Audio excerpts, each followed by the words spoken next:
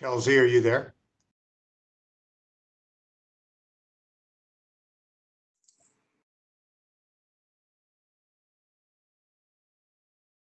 Testing. Is there audio?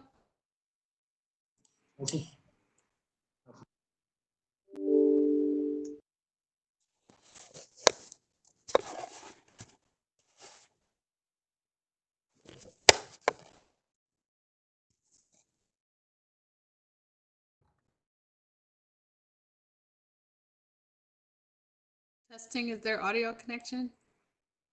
Yep, Anissa, we can hear you. We're just gonna get started in a couple minutes here. Okay, so there. Thank you. Kelsey, testing audio. Thank you, Dr. Bros. We can hear you just fine. Roger, thank you.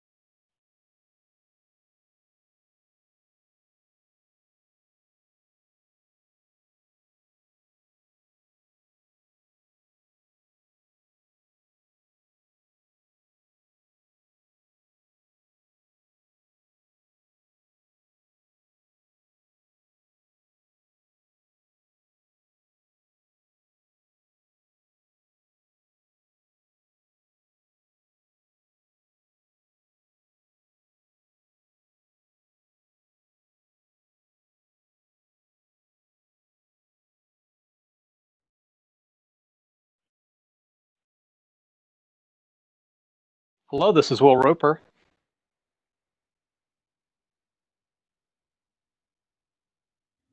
Good morning, Dr. Roper. We're just waiting for Representative Brindisi to get on the line.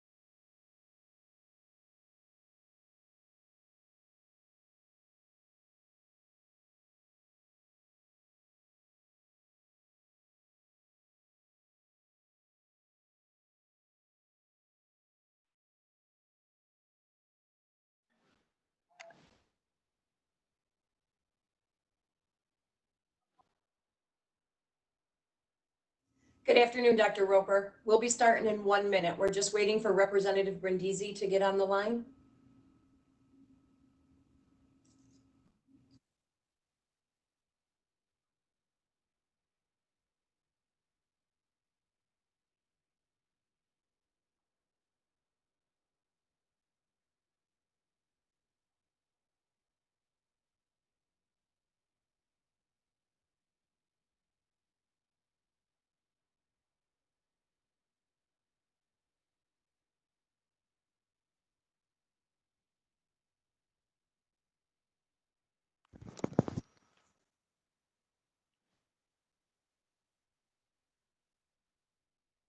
Do they know to unmute your phone?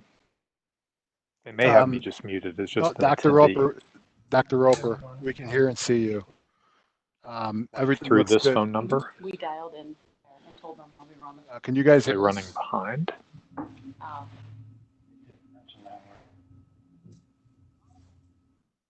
Dr. Roper, can you hear us?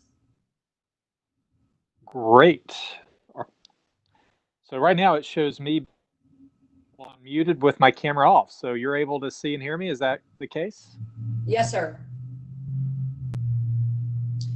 So we're waiting for Representative Brindisi to get on the line. I apologize for this delay.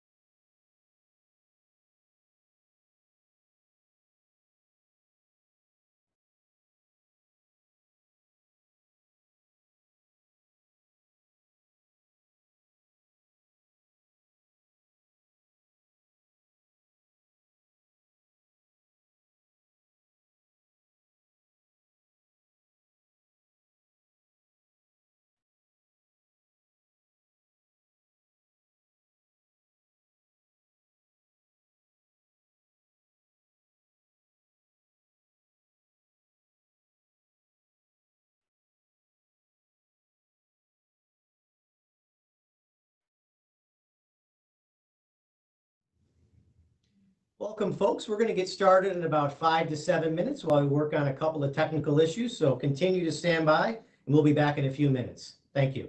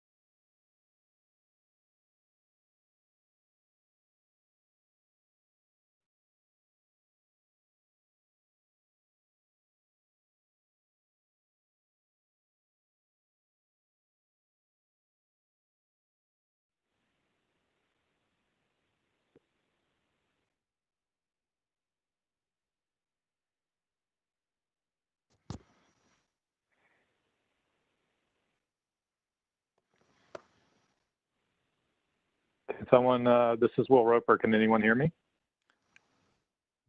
Dr. Roper, we can hear you. Are you able to hear us? I can hear you. Perfect. So we're up and running. Dr. Roper is on with his audio and video. Dr. Roper, as we start, could you please just mute your video? If you touch the screen, you should see a camera button. You hit that. That will mute your video, and then we're going to get kicked off very shortly here. Yeah, and turn it on when you're ready to speak.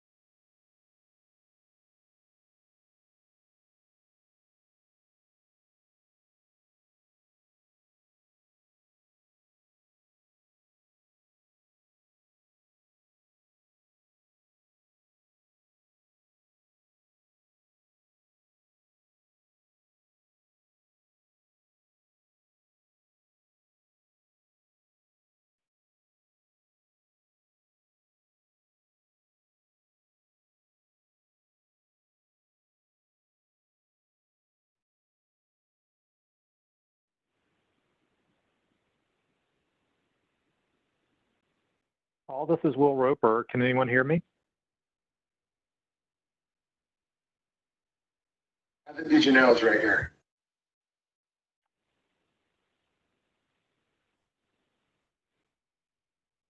So Brian, I can see. So I guess the question I have is I hear no Can you hear audio me, in the Anthony? background. Are we ready to start? I'm here. He may have dropped off. This is Caroline from his office. I think he was able to get into the meeting. Are you? All right, looks like we can hear and see the Congressman and Dr. Roper. I think we're ready to get started. Okay. Well, wonderful. Welcome, hello, quantum information science lovers. I'd like to welcome you all to the Air Force's virtual Quantum Collider event. There are over 1,200 of you that have registered for today's event, and I trust you're ready to hear from some of the foremost experts in quantum technologies. My name is Mark Romano from NISTEC, and I'll be your master of ceremonies for today's event. For those of you that have been logged in for a few minutes, you've seen a few of the ground rules and expectations, but I'll go over them now for everyone's benefit. First, we'd like to mention that this event is being live streamed on the USAF quantumcollider.com website and is also being recorded. For those of you that joined through the WebEx, upon entry into the event, everyone is automatically muted and your video is turned off. For those of you that have been comfortably joining virtual events for the past few months in your pajamas, don't worry, we can't see you. For all of you listening today, we welcome you to please join the conversation on social media by using the hashtag 2020 Quantum Collider. Next, in order for you to have the best experience, we recommend watching an active speaker video view. This allows the individual currently presenting to fill the screen and gives you the most engaging experience. You can find this option by hovering over the video, navigating to the floating icon in the upper right-hand corner, and selecting from the options. All attendees will have an opportunity to ask questions of the various presenters today. To ask a question, please ensure your Q&A panel is open by hovering over the video and clicking on the three dots icon. Click on the option for Q&A so that it's open in your right side panel, and send your questions to the Q&A moderator available in the drop-down options. Your question will only be seen by the team of experts who will organize them and pass them to me to be asked at the appropriate time. We have a few breaks planned throughout the day today.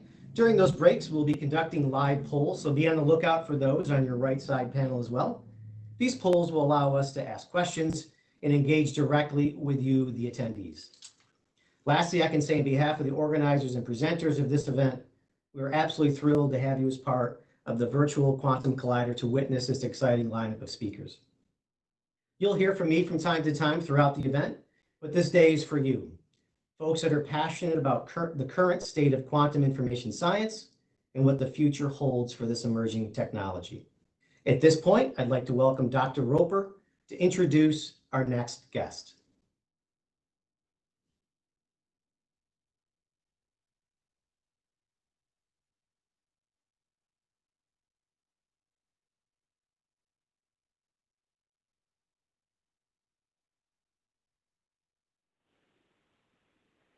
Hello, this is Will Roper. Are you able to hear me?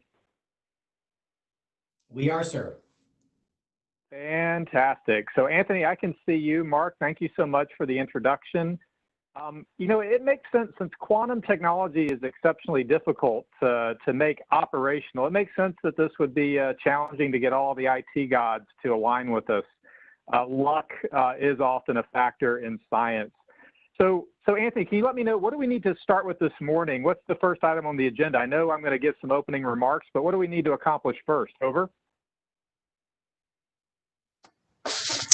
You guys tell me. I'm here for some opening remarks, and I apologize for getting on late there. It could have been technical difficulties or user error, but I'm glad to be on with everybody this morning. Thanks, Anthony. Yeah, this is my third device trying to connect. So Mark, I was able to join for the tail end of your intro. So if you can let me know what our next session is, I'll be ready to launch in. And apologies for our IT challenges here in the Pentagon. Sure thing, Dr. Roper. Right now, we would love for you to welcome Congressman Brindisi. So First of all, it's a real honor and a privilege to be a part of this amazing kickoff, and I'm excited to just be able to join you remotely. I guess in true quantum fashion, I'm trying to be two places at one time, working with you and then here in the Pentagon. It's wonderful to have members of Congress that are so interested in technical fields, things that are probably a further step away from the types of activities and subjects that they use in their day-to-day lives or the platforms that they run on as members of Congress. And quantum technology is probably not something that's going to pop up in a town hall meeting. But the fact that we have members that care so much about technical fields that the U.S. needs to dominate and be in the forefront on, especially those that could have extreme import to our military, is a breath of fresh air. We need more members of Congress to really dig into these technical challenges. And for those that happen to have great facilities like AFRL and other Air Force installations in their backyards, we're very thankful that we get to be the doorstep that introduces these technical fields so that they become important, not just for us, but for the nation writ large. I'm very thankful that we're able to have the Congressman join us this morning. So thankful that the IT situation finally came together so that we can do this remotely with safe social distancing mechanisms in place. And without any further ado or intros from me, Congressman, over to you, and welcome this morning. Thanks, Dr. Roper. Good to be with you. Good to be with everyone on the call this morning. Hope everyone is staying safe and everyone's healthy. Thank you for allowing me to participate in this event. It's an incredible opportunity to be able to have these important discussions today with some of the brightest minds in quantum science. As a member of the House Armed Services Committee, I'm committed to ensuring we continue to invest in quantum information science, which is of critical importance for the future national security and economic competitiveness for the United States. I am so proud of the advances we have made over the past few years with the standing up of the Open Innovation Campus in Rome and the Quantum Information Science Innovation Center in August 2020, coming up in August 2020 here in Rome, New York.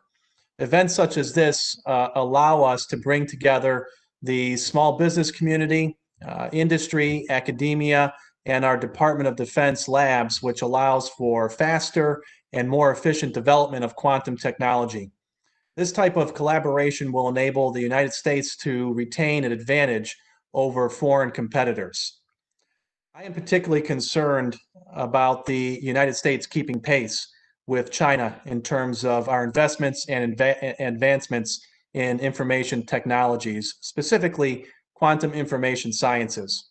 China understands the strategic importance of quantum technology to both its economy and its military. This is a race we cannot afford to lose as a country, and I'm confident we will outpace them because of the people in this room and on this call, and the strong collaboration between our DoD research institutions, small businesses, industry, and academia. In closing, I'd like to briefly update you all on the work I'm doing on the Armed Services Committee to move the ball forward in this critical area.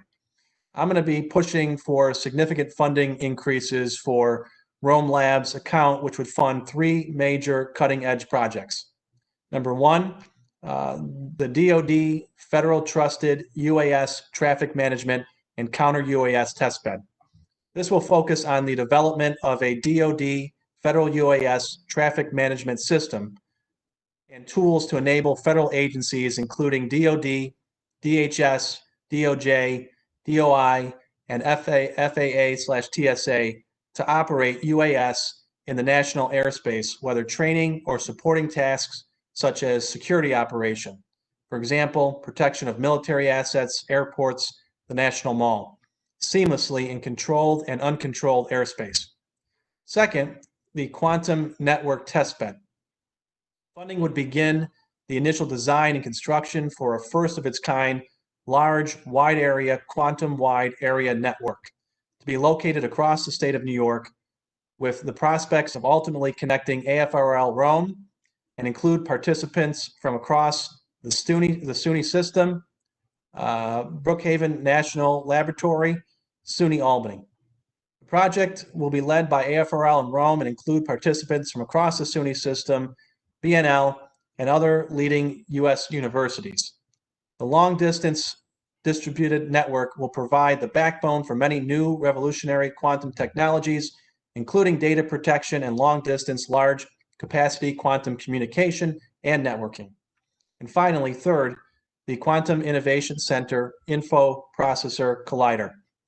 Funding the Quantum Information Science Innovation Center Info Processor Collider effort will foster and grow the local quantum ecosystem, bringing together government, industry, and academic partners, as well as other non-traditional partners, including those from foreign countries who cannot normally work within the confines of Rome Lab. This funding will be used to continue to develop the Information Directorate and QIS Innovation Center as national leaders in quantum information science. I want to use my seat, my role on the House Armed Services Committee to help benefit our district, our state, and our country, and installations and organizations that are on this call to ensure the U.S., Central New York, and our nation continue to lead in quantum science. Thank you all for being on the call again this morning. Sorry for the technical difficulties, and my door is always open. Look forward to working with all of you. Thank you.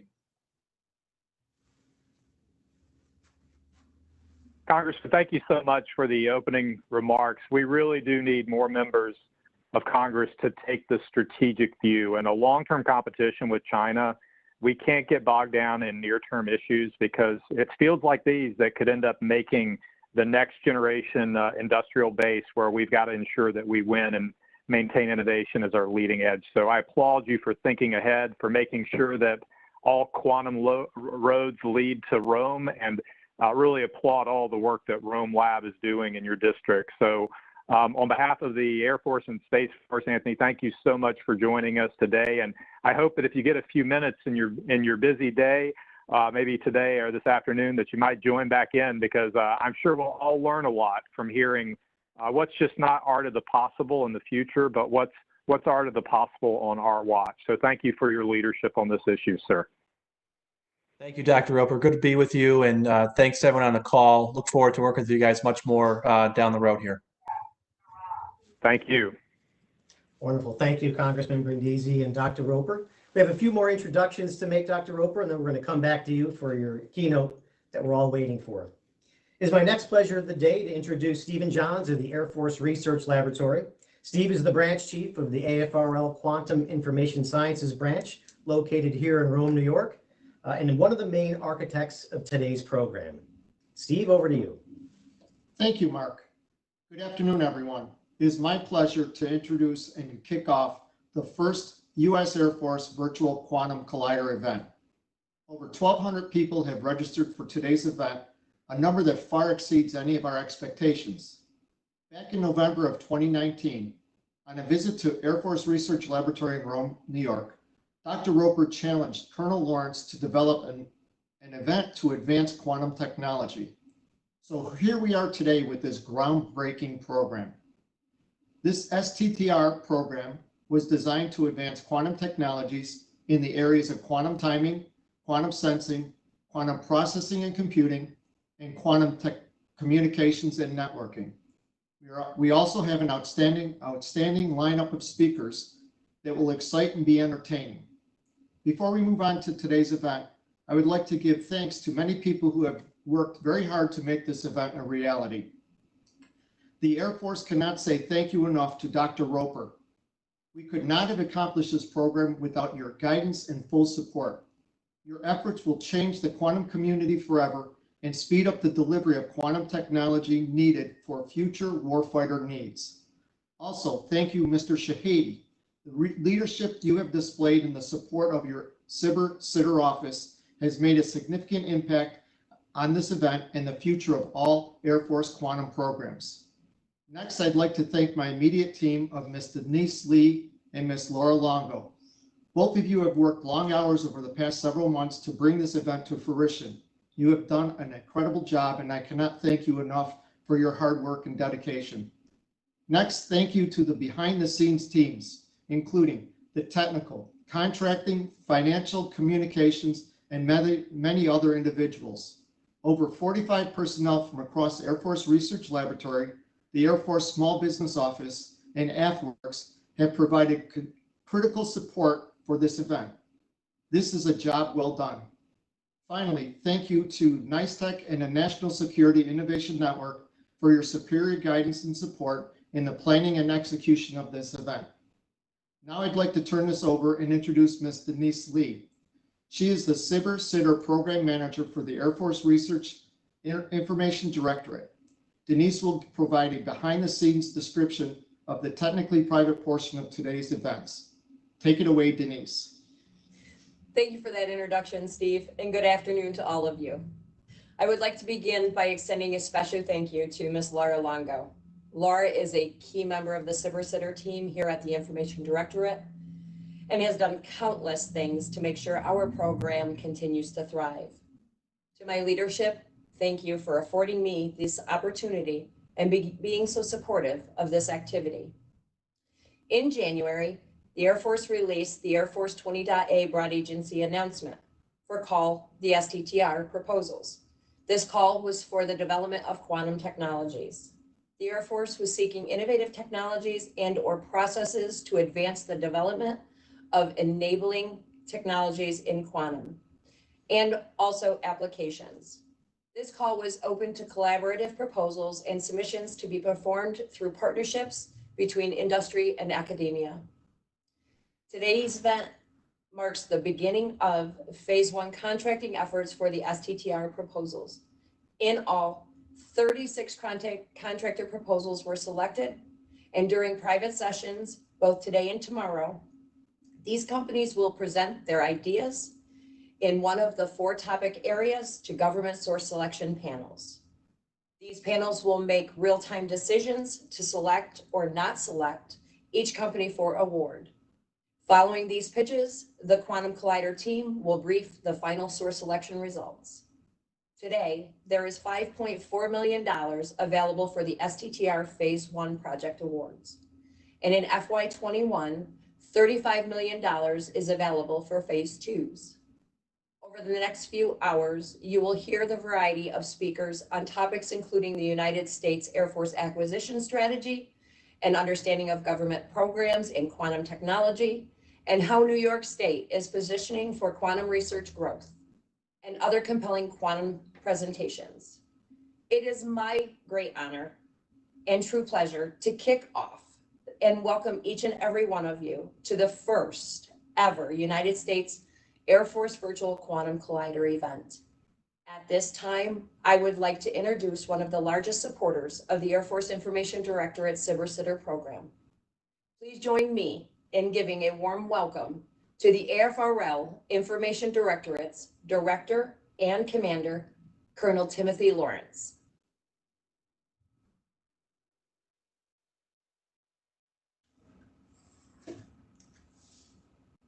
It's not showing.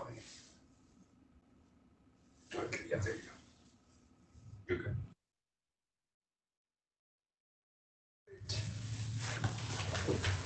Okay, it's great to be here. Sorry, I'm experiencing the same IT glitches that some of our initial distinguished visitors experienced.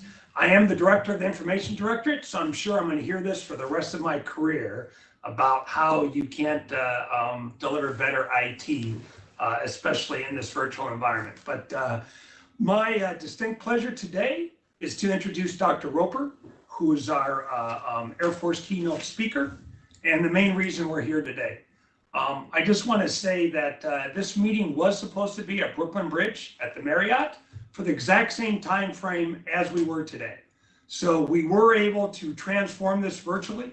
My whole thing as COVID started is that we need to keep the mission going as effectively as possible. So thanks to everyone out here, specifically the participants, to supporting us as we roll forward. But for Dr. Roper, started his career at the MIT Lincoln Labs, has his PhD from Oxford, worked for the Missile Defense Agency, but then had significant contribution as the founding director of the Pentagon Strategic Capabilities Office, transforming it from a $50 million to $1.5 billion enterprise. He currently is the Assistant Secretary of the Air Force for Acquisition, Technology, and Logistics, and is serving as our Service Acquisition Executive, is responsible for $60 billion of corporate enterprise money, overseeing 560 acquisition programs.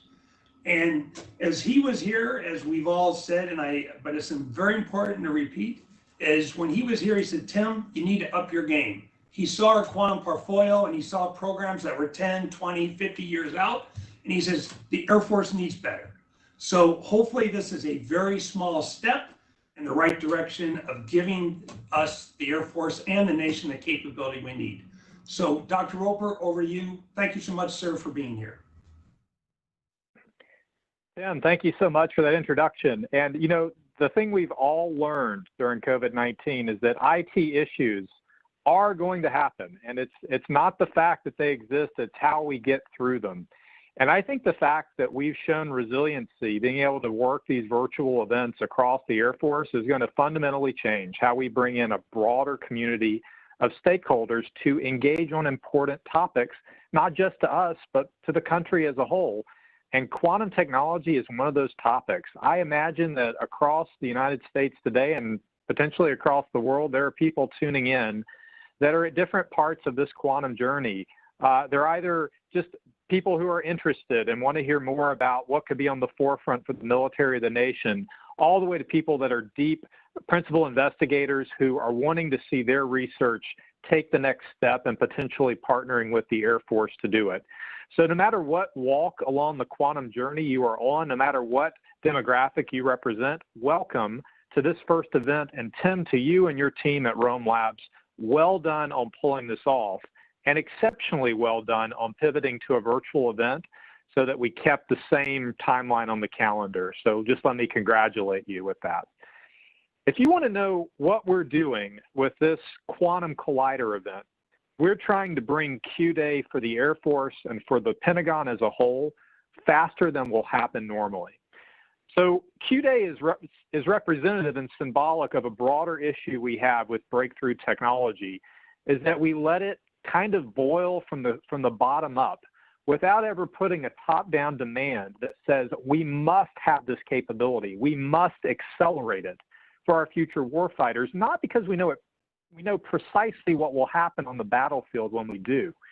It's typical of things that will be game-changing, that the history our future will write will not be the same one we forecast today.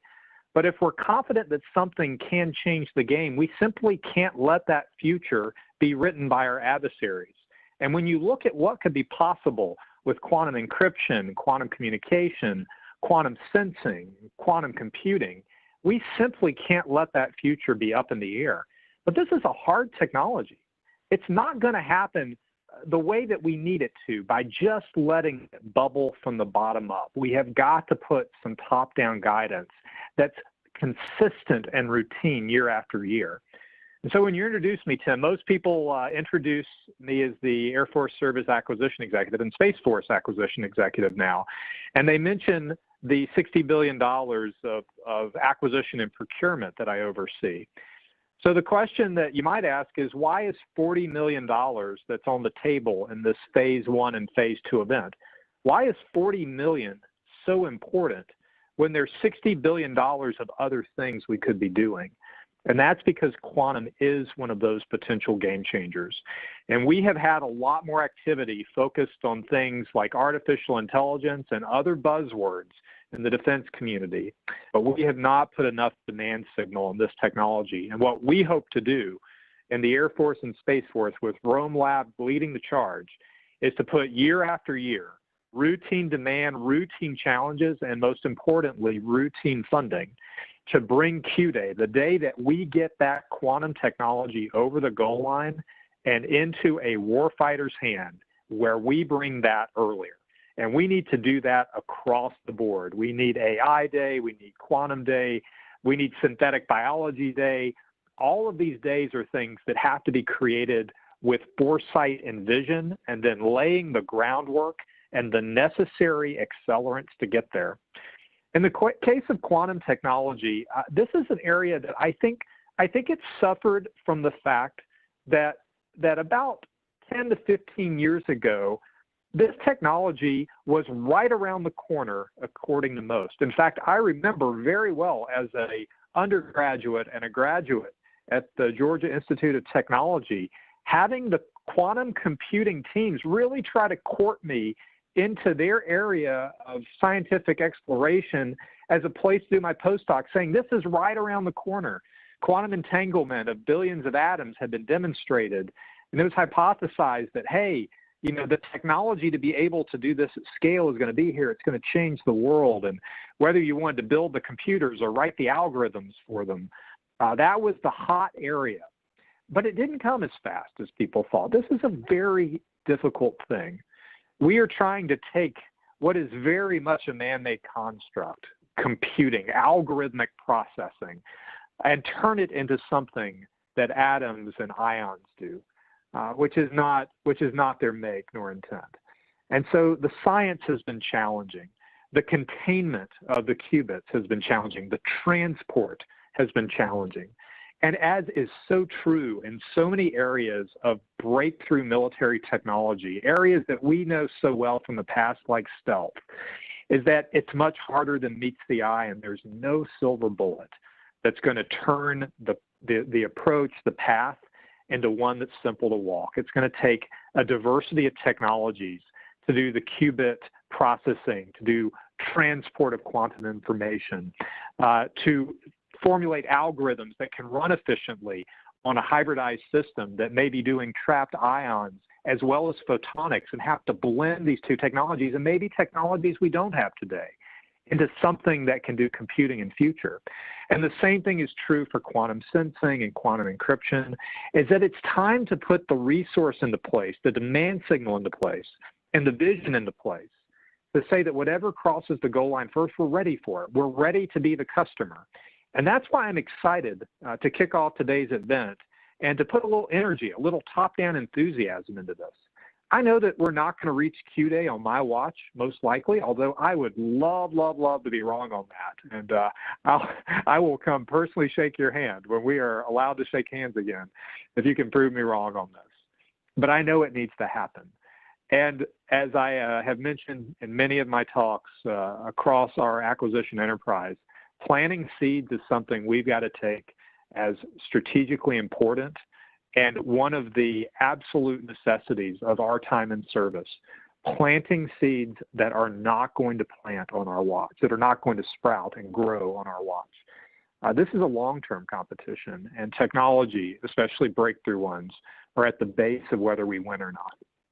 So I'm also very excited to highlight the STTR, the Technology Transfer Account, that hasn't gotten as much love recently from me as the SBIR, the Small Business Innovative Research Account, that we've been retooling into something we call Air Force Ventures, that's trying to accelerate the pace at which commercial technology can enter our force, something the Pentagon has historically been bad at. And we want to win the race, bringing technology of any kind into the military, not just those that are built inside the military's laboratories. We need to treat every technology as a battlefield, every emerging market as a battlefield, because if our military doesn't get to use it first, then China's or Russia's or another military's might.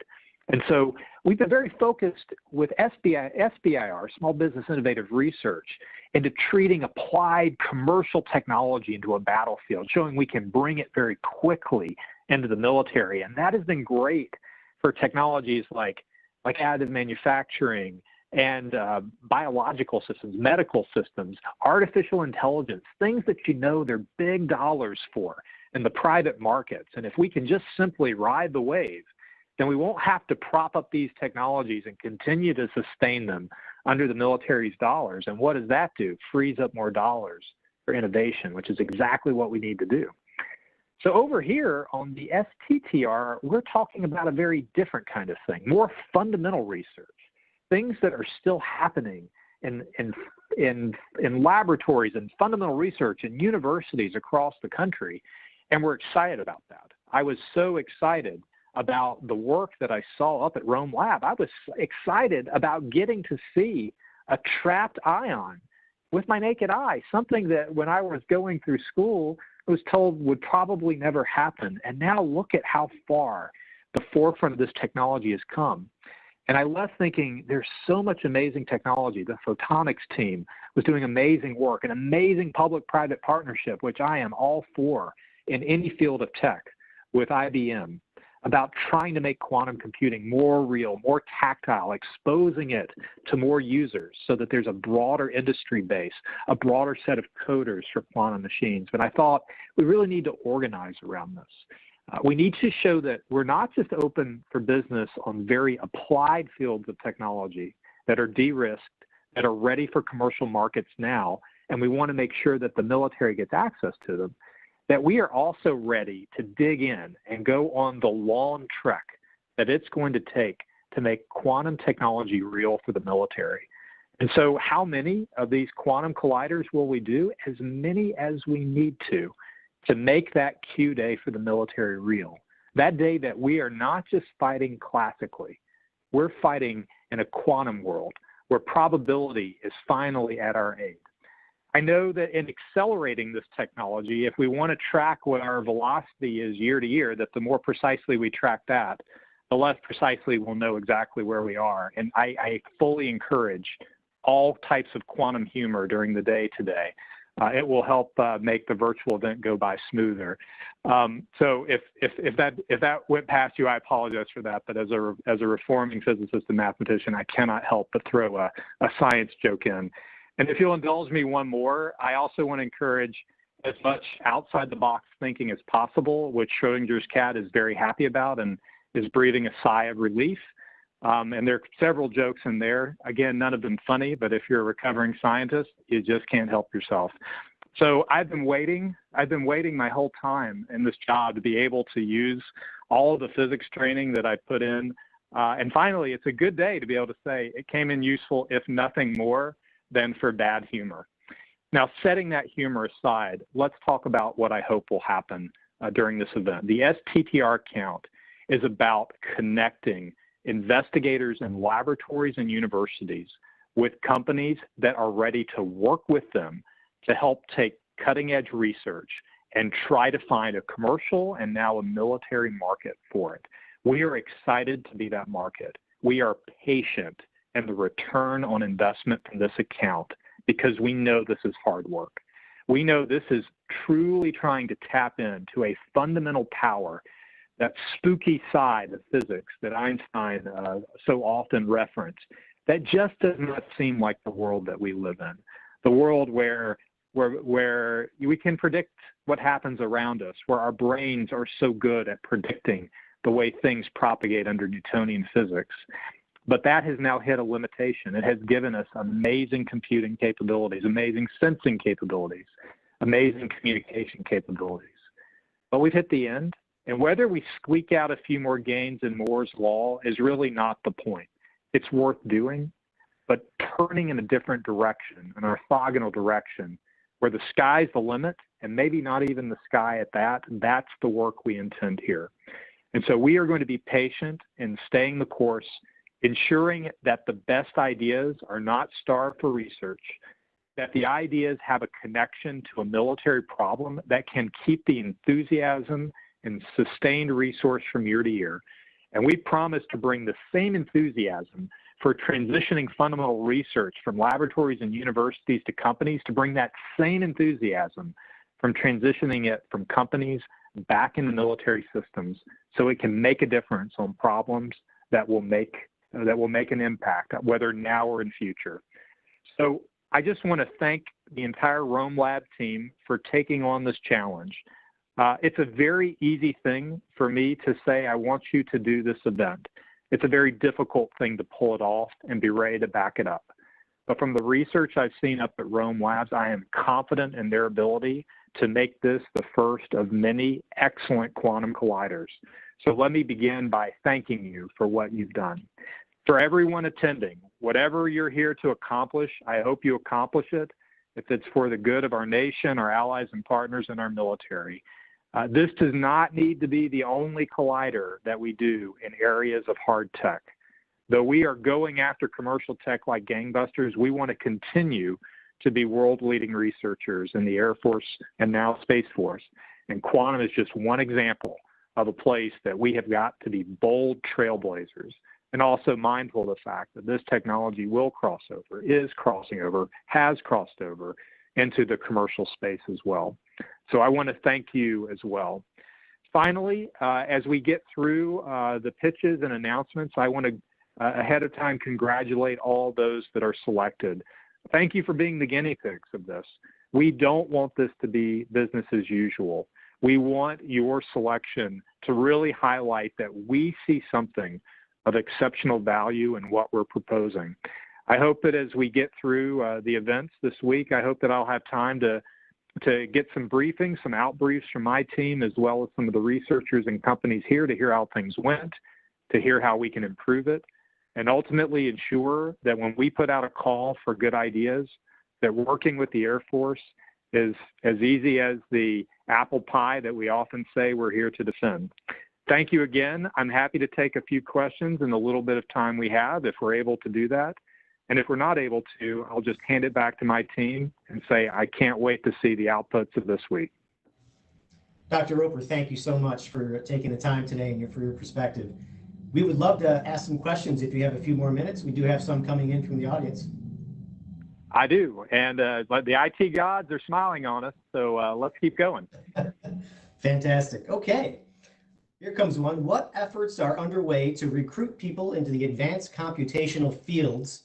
Math is being taught as if it's a dead language. What do you say to that? Well, I ultimately did my dissertation in mathematics, so I didn't realize I would have eventually, be a student of a dead language. And so, look, we cannot, if we're competing against China, if we truly are, the place I'll know we're really serious is when we take it all the way back into education in this nation, which is outside of our purview in the Defense Department. But certainly within our purview is the talent that we recruit and how we approach STEM.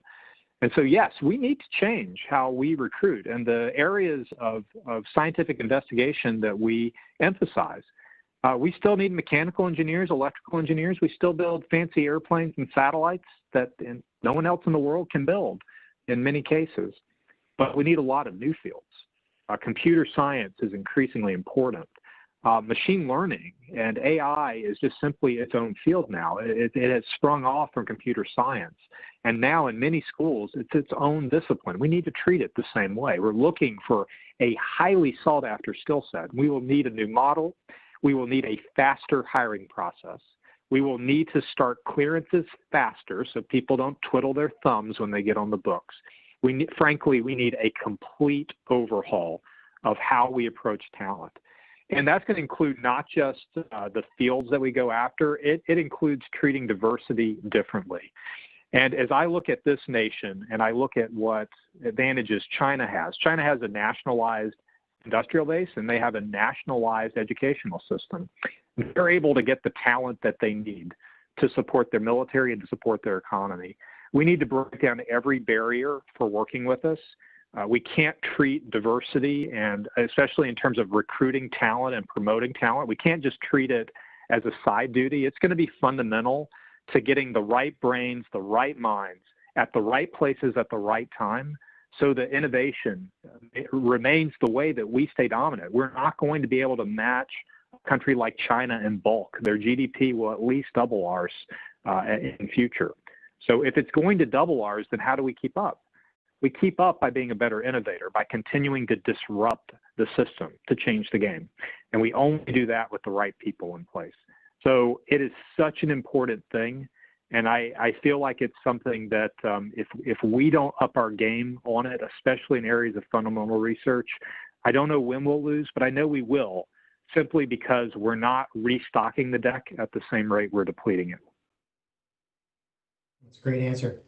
Thank you for that. Got another one for you. You made reference to Q Day in your remarks. Could you explain that, please?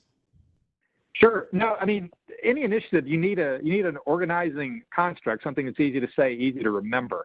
The military is a horrible brander and marketer. So I often try to think for things like this, what is one easy concept that we can wrap our heads around. Is that we're not just here to just talk about quantum, the fun stuff in quantum, to leave with talking points and PowerPoint slides that we shouldn't be making anymore in the military. It takes up way too much of our time that we could be putting back into competing and winning. We're not just here to do that. That is the noise in the system. We're here to organize everything around a single organizational construct, which is driving the lowest hanging application of quantum technology into the military's hands, to demystify it, to get dirt on it, to get it out in the field, to understand what delineates it, and then to create the demand for more. And without pushing and pulsing the system with events like the Quantum Collider, and then stepping back and working back from a date we believe that crossover day could occur, it's likely not going to happen. And so one of the things I'm going to be working with the lab and leaders across the country in quantum science is when do we want to set that target? And you know me, I'm okay with failing. I'm okay with an aggressive goal that we don't reach as long as the aggressive goal does good for creating tension and urgency. I think we need to set Q day. And part of what I'm looking for coming out of this Quantum Collider is how far out does it need to be? And whatever day I'm told, I'll ask, why can't I bring it further to the left? And that certainly keeps us busy and on our toes to support those types of events. We do have another question if you have a few more moments, sir. All right. How do you see events like this being able to accelerate the development of quantum technologies, as well as being able to catalyze the small business community? Great. Well, first of all, I just saw a note pop up from an undergraduate that's tuning in. The fact that you're tuning in, that's what gives me hope. So we can't just start off this focused on the kind of research that only principal investigators, the leading professors at major institutes can do. We need to take things we're interested in all the way in to undergraduate work, even into high school and middle school. So I'm going to be asking a lot of room. If we're going to lead the way in quantum technology, how are we targeting undergraduates? What kind of research are we sponsoring? What about graduate research? Are we doing high school STEM? Are we bringing education into middle schools? How do we make it so clear that if you think that this spooky quantum science stuff is awesome, the fact that you can be in two places at once, which is kind of what this IT makes it feel like. I guess we kind of are until someone looks at us, and then we actually have to be in one place, even if it's virtually. And that kind of feels like that's true in the quantum world. So the fact that we could inspire people and make them feel like if they want that to be their career and they want to work towards these culminating events like Q Day, that they should come work in the United States Air Force and Space Force, that historically we have taken on big challenges, and we still do. We're just a little bad about classifying them. We need to bring more of this stuff out into the light where we can safely so that we continue to get the right talent to come help us push the ball forward. Great. We have time for one more if you do, sir. I do. All right, great. What other emerging but strategically important technologies do you envision that could benefit from collider events? Sure. Even though we've got a lot of work in AI, we need it because we're not just interested in applying artificial intelligence, machine learning as it exists today. We really need the next generation that's auditable and presumes an adversary. So AI is very fragile from a military standpoint because, this phones and IT devices we're all dialing in on with all sorts of amazing analytics that are cloud-based backing them up. There's not the kind of adversary we'll face intentionally trying to screw up the convolutional neural nets that make them happen. And we need an AI that can deal with that adversary. We need an R2-D2 that's truly suspicious of the data that's coming in. So that's an area I think we could drive research. I think synthetic biology is an area that we really need to take a hard look. We tend not to go big into biology in the Air Force, but I'll tell you, shifting things into biology that we formerly did with mechanical systems or electrical, who knows what advances we'll find. And I've seen some amazing work on biologically inspired materials and sensors and even computing, which makes me think, well, as we work on quantum computing, maybe biological computing is a way that we could fill the gap, or maybe it'll have advantages that a quantum computer won't reach for many years, if at all. So that's another area. Gene editing, again, something that we don't look at in the Pentagon. We think of that as a health thing. But, it seems like with computer science and biology, genetics starting to collide, that the intersection provides some potential amazing breakthroughs for science that we need to be cognizant of what they could be. It's kind of like cheating on Mother Nature's test. It's a technology that we haven't earned ourselves. We're not able to make, materials at that level. Like if I told you, if I were to describe the characteristics of a housefly to you, as if it was a United States Air Force drone, you would say that technology is so foreign. There's no way you could make it because, the flying around, the sensing, the landing, yeah, we can do that kind of stuff. The miniaturization, how long it lasts, drawing energy from its environment to replicate. All of a sudden you realize this is a technology that's far beyond what we have the fundamental ability to create ourselves. So it truly is like cheating on Mother Nature's test. So if you can cheat off that test, an adversary can as well. And one thing that's going to be a challenge for us in the U.S. in the realm of fundamental research is that we have high ethics standards, and we should. And I would not want to live in a nation or a country where we didn't. But that's going to create a challenge against nations that don't. And so we're going to have to work harder, and we're going to have to be better innovators. And so I could keep going on and on. There are so many potential breakthrough technologies that we ought to be like frightened every day that the bread and butter of the military we've been inherited could just become a completely different thing, be obsolete because in future, we don't make military systems out of the same thing. So, and I think that frightens us because we've had such a good run with dominance with the systems everyone knows and loves, the bombers, the fighters, the satellites, and they're amazing and unquestionably dominant. And if we shed the fear that tomorrow's service might look fundamentally different, then we'll get back to our roots of just loving whatever the new technology is, whatever it is, whatever breakthroughs it gives, whatever advantages it bequeaths. We'll find a way to operationalize them for advantage on the battlefield.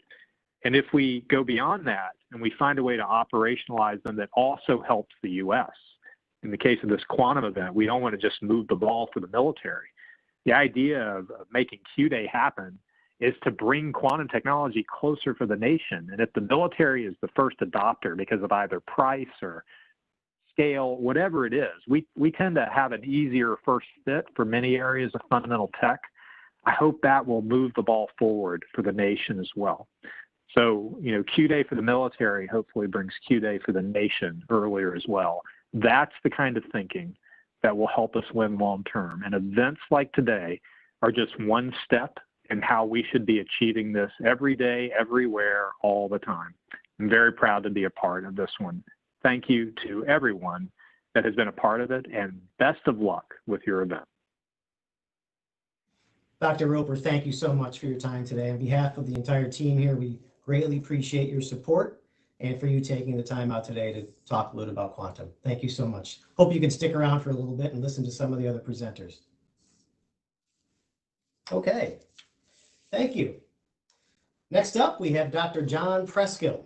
Dr. Preskill's background is in particle physics and quantum field theory, but currently he investigates the possibility of solving otherwise intractable problems by exploiting quantum physics. Dr. Preskill is an American theoretical physicist and the Richard P. Feynman Professor of Theoretical Physics at the California Institute of Technology. There, he is also the director of the Institute for Quantum Information and Matter. Please join me in welcoming the person forever remembered that made quantum computing a reality, Dr. John Preskill.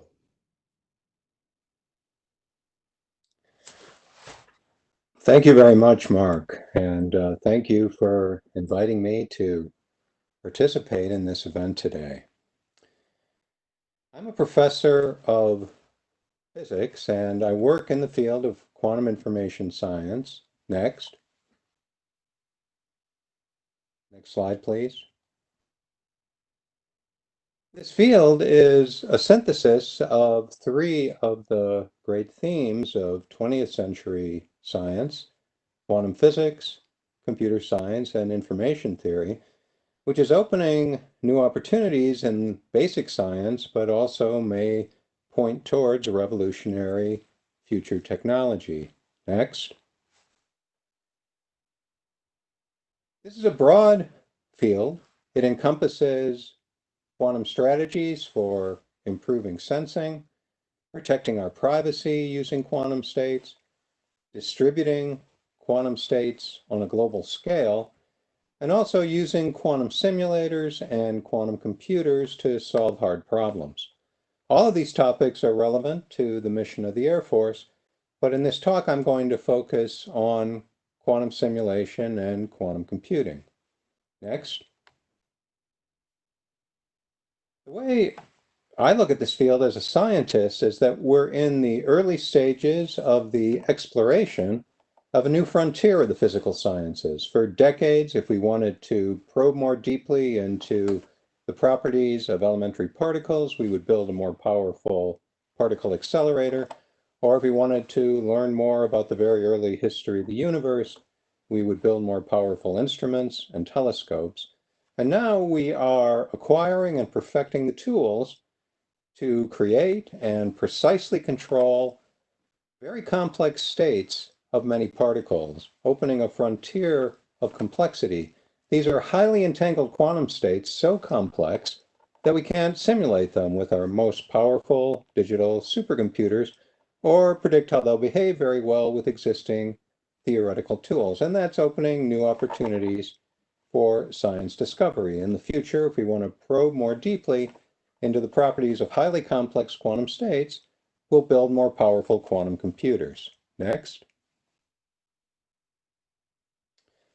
Now, our confidence that this frontier will be fruitful to explore rests mainly on two main concepts: quantum complexity, which is our reason for thinking that quantum computers will be powerful, and quantum error correction, which is our basis for believing that quantum computers can be scaled up to large systems that can solve hard problems. Next. And both of those concepts build on the underlying idea of quantum entanglement. That's the word that we use for the characteristic correlations among parts of a quantum system, which are very different from the correlations we normally encounter. We might imagine a book which is 100 pages long, and if it's an ordinary book written in bits, every time you read another page of the book, you learn another 1% of its content, and after you've read all the pages one by one, you know everything that's in the book. But imagine instead that it's a quantum book written in qubits instead of ordinary bits, with the pages highly entangled with one another. Then when we look at the pages one at a time, we see only random gibberish, which reveals essentially nothing to distinguish one entangled book from another. And even if we've read all of the pages one by one, we know essentially nothing about the content of the book. And that's because in the quantum book, the information is encoded almost entirely not in the individual pages, but in how the pages are correlated with one another. So in order to read the book, we have to make a collective observation of many pages at once. That's the essence of quantum entanglement, and it's a very different notion of correlation than we encounter in ordinary experience. Next. And what's so interesting about these correlations is that they're extremely complex to describe in terms of ordinary classical information. That's what we mean by quantum complexity. If I wanted to give a complete description of all the correlations among just a few hundred qubits in terms of classical language, I would have to write down more bits than the number of atoms in the visible universe, and that's never going to be possible. Now, that in itself doesn't necessarily mean that quantum computers can do interesting things. Next.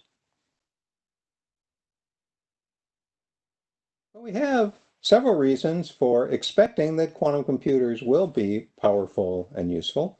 For one thing, we know of some problems which are believed to be hard for ordinary classical computers, which quantum computers will be able to solve efficiently. The best known example is finding the prime factors of large composite integers. And we think factoring is hard because really smart people have been trying for decades to come up with better factoring algorithms, but still no efficient classical method is known, while we do know of a quantum algorithm that can solve the problem efficiently. But perhaps most tellingly, we don't know how to simulate what a quantum computer does in general using any classical digital computer. And that's not for lack of trying. For decades, physicists and chemists have been trying to come up with better methods for describing how quantum systems behave, but still the best algorithms that we currently have, in the worst case, have a runtime which rises exponentially with the size of the computer, that is, with its number of qubits. Now, that doesn't mean that the power of quantum computing is unlimited. We don't expect, for example, that a quantum computer will be able to efficiently find an exact solution to hard optimization problems, like NP hard problems. Next. Now, it's a compelling question to understand what are these problems which are easy for quantum computers and hard for classical ones. Next. And we've learned a lot about that over the last 25 years.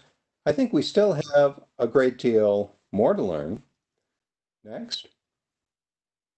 If you are a physicist, there's a natural place to look for hard problems, and that's the problem of trying to understand the behavior of quantum systems.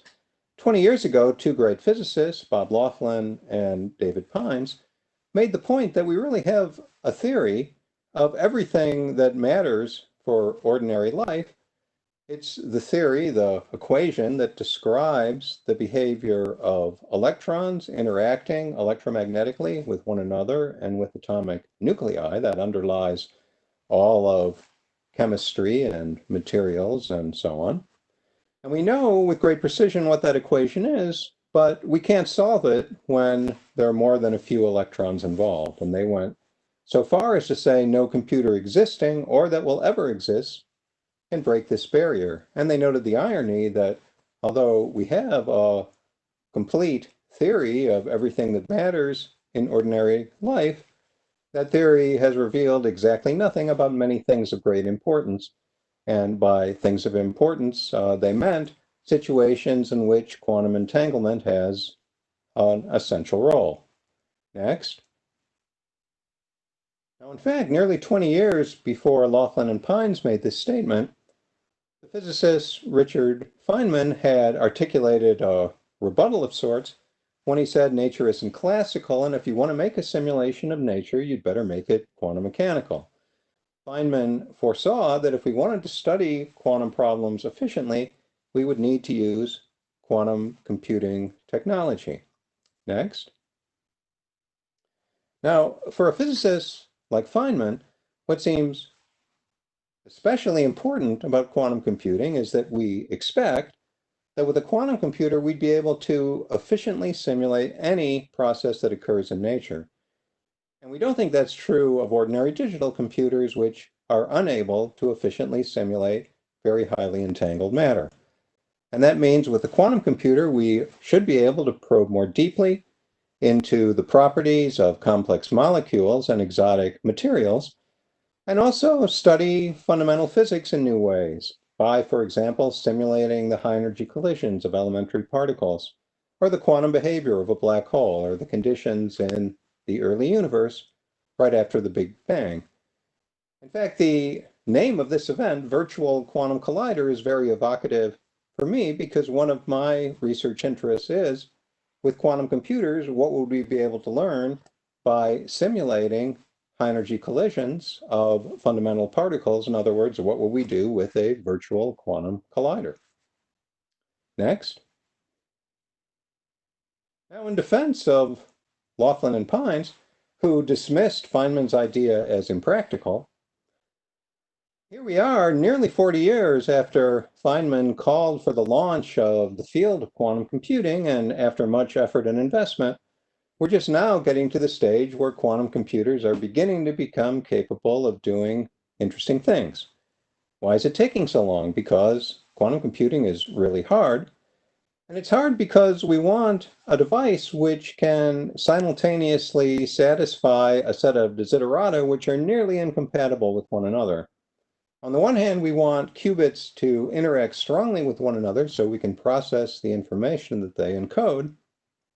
But we also want to keep the qubits well isolated from the environment because interactions with the environment can cause errors in the computation.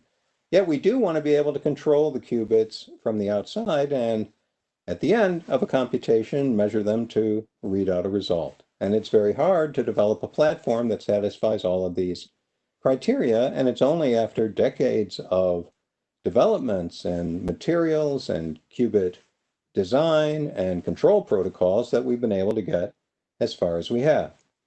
Next. Now, why is it so important to keep our qubits isolated from the environment?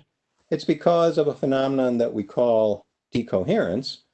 Physicists like to fancifully imagine that poor cat who is simultaneously alive and dead, but we never see that type of superposition of macroscopically distinguishable states of an object in the ordinary world. And we understand why that's the case. It's because a real cat inevitably interacts with its surroundings, and those interactions with the environment cause, in effect, the cat to be measured by the environment, and the measurement projects the cat onto a state which is either completely dead or completely alive. That's the phenomenon that we call decoherence. Next. Next. And in fact, decoherence helps us to understand why, even though quantum physics holds sway at the atomic scale, nevertheless, classical physics provides a very accurate description of what we experience in everyday life. Next. Now, a quantum computer, though not otherwise much like a cat, will also inevitably interact with its surroundings, even though we may try hard to prevent that. And those interactions with the environment will drive decoherence and cause the computer to crash so that errors will occur. So it's only by somehow protecting the quantum computer from decoherence and other sources of error that we can operate a large-scale quantum computer successfully. Next. So really, the essence of the problem is a fundamental difference between ordinary classical information and quantum information, which is that we can't observe a quantum state without disturbing it in some irreversible way. And so that means we have to prevent the environment from learning anything about the state of the qubits while they're being processed, or else the computer will behave like a classical one and it will lose its magical powers. So we have to keep the quantum computer nearly perfectly isolated from the outside world. And that sounds impossible because our hardware is never going to be perfect. Next. But we've understood in principle how to do it using the idea we call quantum error correction. And the main concept of quantum error correction is that if we want to protect this delicate quantum information, we should encode it in a very highly entangled form of a system with many parts, so that the encoded state, like that 100-page book I referred to earlier, will have the property, if you look at part of the system, as the environment typically does, the information carried by the system, the information in the book, will still remain concealed because it doesn't reside in the individual pages. And we've also understood how to process information that's encoded in this highly entangled form, and so to operate a fault-tolerant, error-protected quantum computation. Next. Now, the fundamental unit of a quantum computer a quantum bit or qubit, can be realized physically in many different ways. It can be carried by a single photon or a single atom or a single electron. Those are all quite remarkable encodings because the information is carried by a single particle.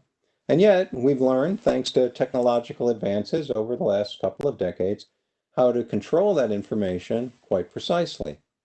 Or the qubit can be encoded in a much more complex system, like, for example, an electrical circuit at very low temperature that conducts electricity without resistance. And that's also a remarkable encoding because the qubit involves the collective motion of billions of electrons, and yet for information processing purposes, it behaves as though it were a single atom. Now, all of these technological approaches to qubit technology are advancing steadily, and it's important that they continue to advance. Each has its own characteristics, strengths, and weaknesses. They may have complementary applications, and the truth is we just don't know at this point what qubit technology has the best long-term prospects for scalability to large systems. Next. So where are we now? Arguably, we have reached what has been called quantum computational supremacy. Next.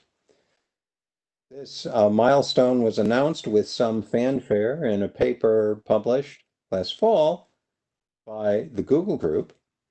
And what the Google Quantum Group announced next was that they had built, so what is this idea of quantum computational supremacy? The idea is that we believe that there's a fundamental difference between quantum and classical, that classical systems cannot simulate quantum systems efficiently. I think that's one of the most interesting things that's ever been said about the difference between quantum and classical. And there's a very strong incentive to validate that in laboratory experiments to the extent that we can. Next. The Google Group built a system with 53 working qubits laid out in a two-dimensional array, where entangling quantum gates can be performed on neighboring qubits in the array, and they performed circuits of gates with up to 20 layers of entangling gates and read out the results by measuring all the qubits. Now, these qubits are noisy, and so there's very poor signal to noise if you run that computation just once, but they were able to run it millions of times in just a few minutes in order to get statistically significant, verifiable results. If you were trying to simulate what this device does, a device they call Sycamore, using a classical supercomputer, it would, by some estimates, take at least days, by other estimates, much longer to do the simulation, yet the quantum computer does it in just minutes. I called this quantum David versus classical Goliath because the quantum computer is just a single chip inside a single dilution refrigerator in a tabletop laboratory, whereas the competing classical supercomputer occupies the size of 2 basketball courts and consumes megawatts of power. Furthermore, as we add additional qubits, the classical cost of simulating the quantum computer grows exponentially, essentially doubles every time we add an additional qubit. So the conclusion seems to be that the quantum computing technology is working at a scale where it's hard to simulate its operation using any classical system. Next. So significantly, this is a programmable quantum computer, which in principle, if we could continue to add qubits and could keep the noise under control, would be capable of performing any quantum computation. It's an impressive achievement in experimental physics, a testament to the ongoing progress that's being made in building quantum computing hardware that this demonstration was a success. So arguably, we're entering the regime where the extravagant exponential resources of the quantum world can be validated. That's not really a surprise, but it's a technological milestone for planet Earth, which we should acknowledge. We know that building a quantum computer is really, really hard, but it seems not to be so ridiculously hard that we can't continue to make progress. And now we're at the stage where we can begin thinking seriously about applications of the technology. But the particular task which was performed by Sycamore for the purpose of demonstrating quantum computational supremacy is not itself particularly useful. Next. I thought it would be useful to have a word for the era which is now dawning in quantum technology. So I made up a word, NISQ, N-I-S-Q. It stands for Noisy Intermediate Scale Quantum. The intermediate scale is supposed to convey that we now have systems which are sufficiently large, over 50 qubits, that we can't, by brute force, simulate what the quantum device does, even with our most powerful existing supercomputers. But noisy reminds us that these devices are not error corrected, and the noise in the qubits and the gates limits their computational power. It was because of the noise that Google wasn't able to perform a circuit with more than 20 layers of entangling gates. Now, for physicists, NISQ is really quite exciting. It means that we have the opportunity now to explore the behavior of highly entangled quantum systems in a regime which has never been experimentally accessible before. And it may be that there will be useful applications of broader interest in the near term, but we're really not sure about that. We shouldn't think of NISQ as something that's going to change the world by itself right away. Really, it's a step towards more powerful quantum technologies that we're hoping to develop in the future. I actually am confident that eventually quantum computers will have a big impact on society, but that impact might still be decades away. We don't really know how long it's going to take to get there. Next. There's a kind of emerging paradigm of how we might use a quantum processor in the near term for problem solving, a kind of hybrid quantum classical scheme. It makes sense to use our classical supercomputers to the extent that we can, and then to boost the power with a quantum coprocessor. It might work this way, that we perform a relatively modest scale quantum computation, measure all the qubits, and then feed those measurement results to a classical computer, which returns instructions for slightly modifying the quantum computation. And then that cycle can be iterated until convergence, with the goal of finding a minimum of some cost function for the purpose of solving an optimization problem. Well, as I remarked, we don't expect that quantum computers will be able to find exact solutions to the hard instances of hard optimization problems. But as far as we know, it's possible that they'll be able to find approximate solutions where the approximations are better, or to find approximate solutions faster. At least we can't rule that out. Now, should we expect that these NISQ devices in the near term will be able to outperform our best classical methods for some optimization tasks? Well, we don't really know. We're going to have to try it and see how well it works. But it's really a lot to ask, because these quantum, rather classical optimizers are well honed after decades of development, and the quantum NISQ processors are just becoming available for the first time now. But we'll be able to experiment with them and see how well they do. Next. Now, we don't necessarily have to be so discouraged that theorists are not able to guarantee that NISQ technology will have important applications. There are many instances in classical computing where algorithms turned out to be useful in practice, even though theorists were not able to validate their usefulness in advance. A current example is deep learning, which is having a huge impact. But really, theorists have a very limited understanding of why, for some purposes of practical interest, deep learning networks can be efficiently trained. It may be kind of like that for a while in quantum computing. We have a number of heuristic algorithms that we'd like to try, approaches to optimization, machine learning, and so on, where we don't really have compelling arguments that with NISQ technology we'll be able to improve on classical methods. But we'll play around, see how well we can do, and as we experiment and learn more, maybe come closer to real applications. But in the next few years, at least, we expect to be limited to something like hundreds of qubits and circuit depth, number of layers of entangling gates, less than 100 or so, because of the noise in the devices. And we may have to get lucky to find real applications. It will require, in any case, a vibrant dialogue between the application users and the algorithm experts. Next. Now, as I said, these NIST devices will not be protected by quantum error correction, and we think in the long run, to solve very hard problems with quantum computers, quantum error correction will be needed to overcome from noise in the hardware. The catch is that quantum error correction has a very high cost, overhead cost, in terms of the number of qubits and the gates that we need. How high that cost is depends on the quality of our hardware and the problem we're trying to solve.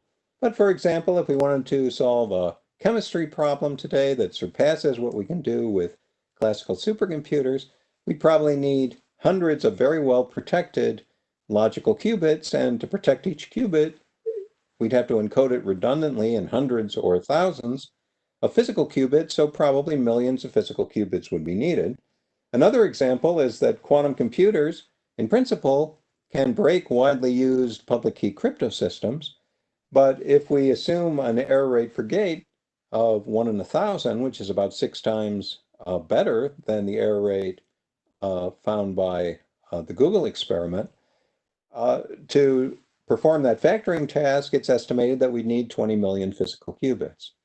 So to get to applications like that, we're going to have to cross a wide chasm from where we're likely to be in the next few years with hundreds of physical qubits to millions, and that's likely to take a while. But in the meantime, we should be continuing to try to advance the qubit gate technology, improving the error rates, as well as find better algorithms, error correction protocols, systems, engineering approaches, and so on, to bring us closer to the era of a really fully fault-tolerant, scalable quantum computer. Next. Now, one vision is that we might be able to build hardware with far lower gate error rates, which would be a huge step forward for the technology. There's a theoretical idea of how to do that called topological quantum computing, which Microsoft has been investing in. From a theorist's perspective, this is a very beautiful idea where the error correction is really embedded in the design of the hardware itself. In the long run, this might be the right approach. But so far, progress has been quite slow. And part of the reason for that is that there are daunting materials issues that need to be addressed. And progress in materials takes a lot of investment and typically a lot of time. Next. I think Feynman was right when he envisioned that with quantum devices solving problems in quantum physics, we would eventually see a huge impact from the technology. It's likely that the implications for chemistry alone can lead to big advances in energy production, in agriculture, in human health, in the sustainability of the planet, and so on. But those very impactful applications may still be some time off, won't really occur until the era of truly scalable quantum computing incorporating error correction. I am fairly optimistic, though, that in the next 5 or 10 years, using our digital quantum computers and also special purpose analog quantum devices, we can make advances in scientific discovery, investigating the properties of complex quantum systems, how they evolve, how they approach thermal equilibrium, and so on. So it's a very exciting scientific frontier, but I don't know how long it's going to be before broadly impactful applications are actually realized. Next. In other words, we have to remember that quantum computing is a marathon, not a sprint. I think Dr. Roper said that we need to plant the seeds, which won't necessarily sprout on our watch, and I think that's the right sentiment. There are huge technological problems, challenges that we have to address. I think there are no insurmountable obstacles, and we will realize very powerful quantum technology at some point in the future, but mainstream users might have to be patient. Next. So to sum up what I've said, The demonstration of quantum computational supremacy seems to confirm the extravagant computational resources that the quantum world provides. We're entering the NISQ era of quantum computing, an era of heuristic quantum algorithms. I think this will lead to scientific advances, and it will give us an opportunity to try out heuristic ideas towards applications of broader interest. And those might be found, but we can't guarantee it. Truly scalable quantum computing incorporating quantum error correction most likely will be needed for really impactful applications in the future, but that has a very high overhead cost and is not likely to be feasible in the relatively near term. It's important to continue to advance the qubit technology and lower the error rate per gate in quantum hardware. That will improve the reach of the NIST technology, and eventually it will lower the overhead costs of quantum error correction and bring us closer to a truly scalable technology. So we shouldn't think of NISC as something that's going to change the world by itself. Realistically, the goal for the near-term platforms we're developing should be to pave the way for bigger payoffs in the future using devices yet to be developed. And progress towards a fault-tolerant, error-corrected quantum technology has to continue to command our attention. So I think it's an exciting time for quantum information science. And I think if we invest the effort over decades to continue to develop the technology, we will be very amply rewarded. So thanks a lot for listening, and I'd be happy to take questions. Dr. Preskill, thank you so much for that perspective. We do have time for a question if you have another moment. I do. Okay. Will reducing error rates require hardware and materials that are not yet widely available? Well, you know, I'm not sure. So far, the pace in which qubit error rates have improved in some of the technologies, and particularly the superconducting technologies, has been impressive, with something like a factor of 10 improvement every 3 years in the storage times and the coherence times. But that's starting to stall. And I think the qubit technology in the case of superconducting circuits, which has served the community well for 10 plus years, may be coming to the end of the road. So part of what we're going to need is to try different designs, and that could lead to significant improvements in error rates, even without big advances in materials. But materials are certainly also a limitation, and understanding the basic science of the materials limitations in the solid state devices is going to be important. Now, in the case of trapped ions, where the qubits are atoms which are very stable with respect to decoherence, in fact, these are the same atoms we use in some of the world's best clocks, the qubits themselves are very robust and they have very long coherence times, and the problem is controlling the qubits and performing high fidelity gates in a large device. And that's partly an engineering problem that involves control technology and not so much a materials issue. Though there too, materials are one source of error in those devices. It seems though that if we just run them cold, they're usually run at room temperature now, that will reduce the materials contribution to the decoherence. And so I would say with the trapped ions, probably materials are not the critical thing to forward progress. For topological quantum computing, it's very much a materials issue. I think for spin qubits, materials are also quite important. Materials will help, but it's not enough by itself. Great. Thank you, Dr. Preskill. I think that's a good question to wrap up on. We greatly appreciate you dialing in today, videoing in, providing your perspective, and thank you so much. We're going to take a short 10-minute break. Please stay tuned, and we'll be back with an exciting lineup of speakers, including Mr. Jack Blackhurst, Mr. David Shahady, and Dr. Michael Hayda. Plus, later on, we'll have some exciting news to share regarding future quantum science events and how you can get involved. In addition, be on the lookout during the break for a couple of live poll questions. We'll see you back here in a few minutes.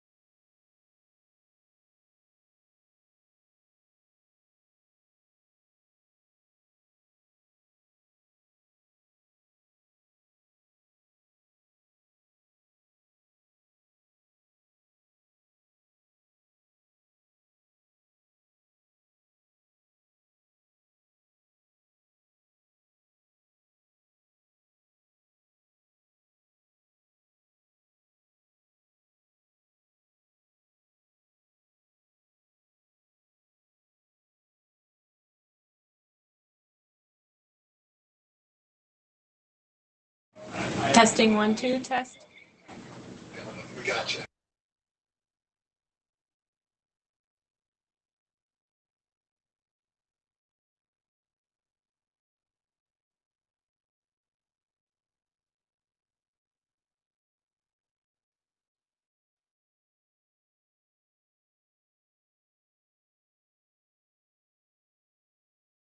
Can you hear me?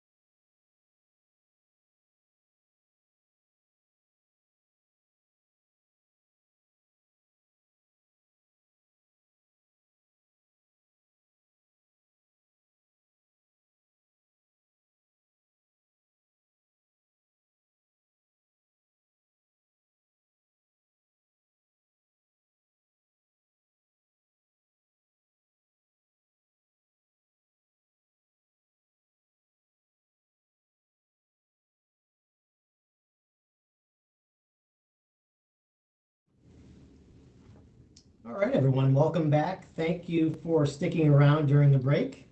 And thank you for those of you that took a few moments to answer those couple of questions. So you can see in your right-hand panel on the side there, the poll, you can see that what time frame do you think quantum computing will be used for solving complex problems? And you see that 37% think it's 5 to 10 years out, and 32% think it's 10 plus, so we've got some time.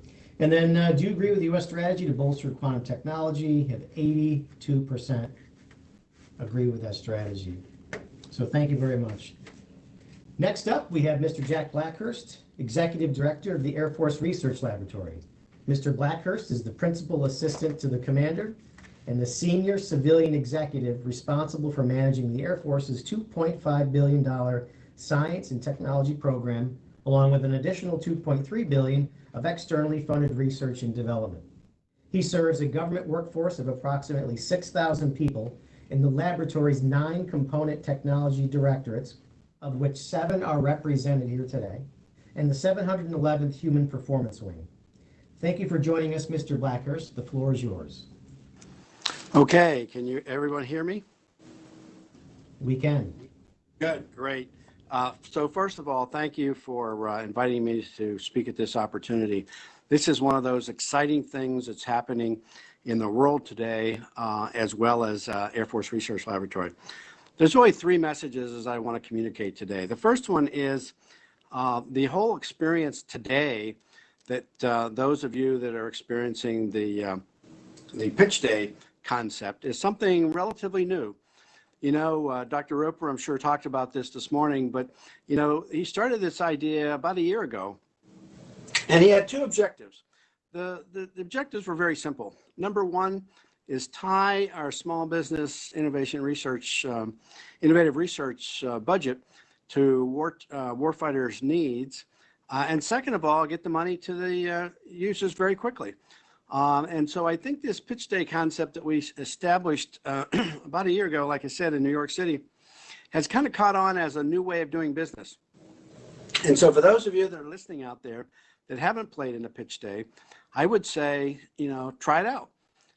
The whole idea is to bring talented folks together, put together proposals, and we use these for our SBIR phase 1s and phase 2s, and it's been extremely successful. And I think the other success part of that is the fact that a lot of folks that normally wouldn't have worked with the government are trying it out and being successful. So I think that's the first point I wanted to make today is we're trying something out new here. It seems to be very effective, and it's bringing a whole new source of vendors and researchers and businesses and universities to the table that perhaps wouldn't have thought about working for the U.S. government and or the Air Force. And so we've been very pleased with that. And so if you haven't participated in activity, I would say try it. The second point I'd like to make is that you're going to hear a lot today about quantum technology from a variety of experts. The point I'd like to make is that about a year or so ago, we were in the mode of watching. So we kind of, used the paradigm of take action, leverage, or watch technology activities. And about a year, maybe a little longer than a year, our senior leadership asked us where we were investing in quantum technology. And at that particular point in time, it was a watch item.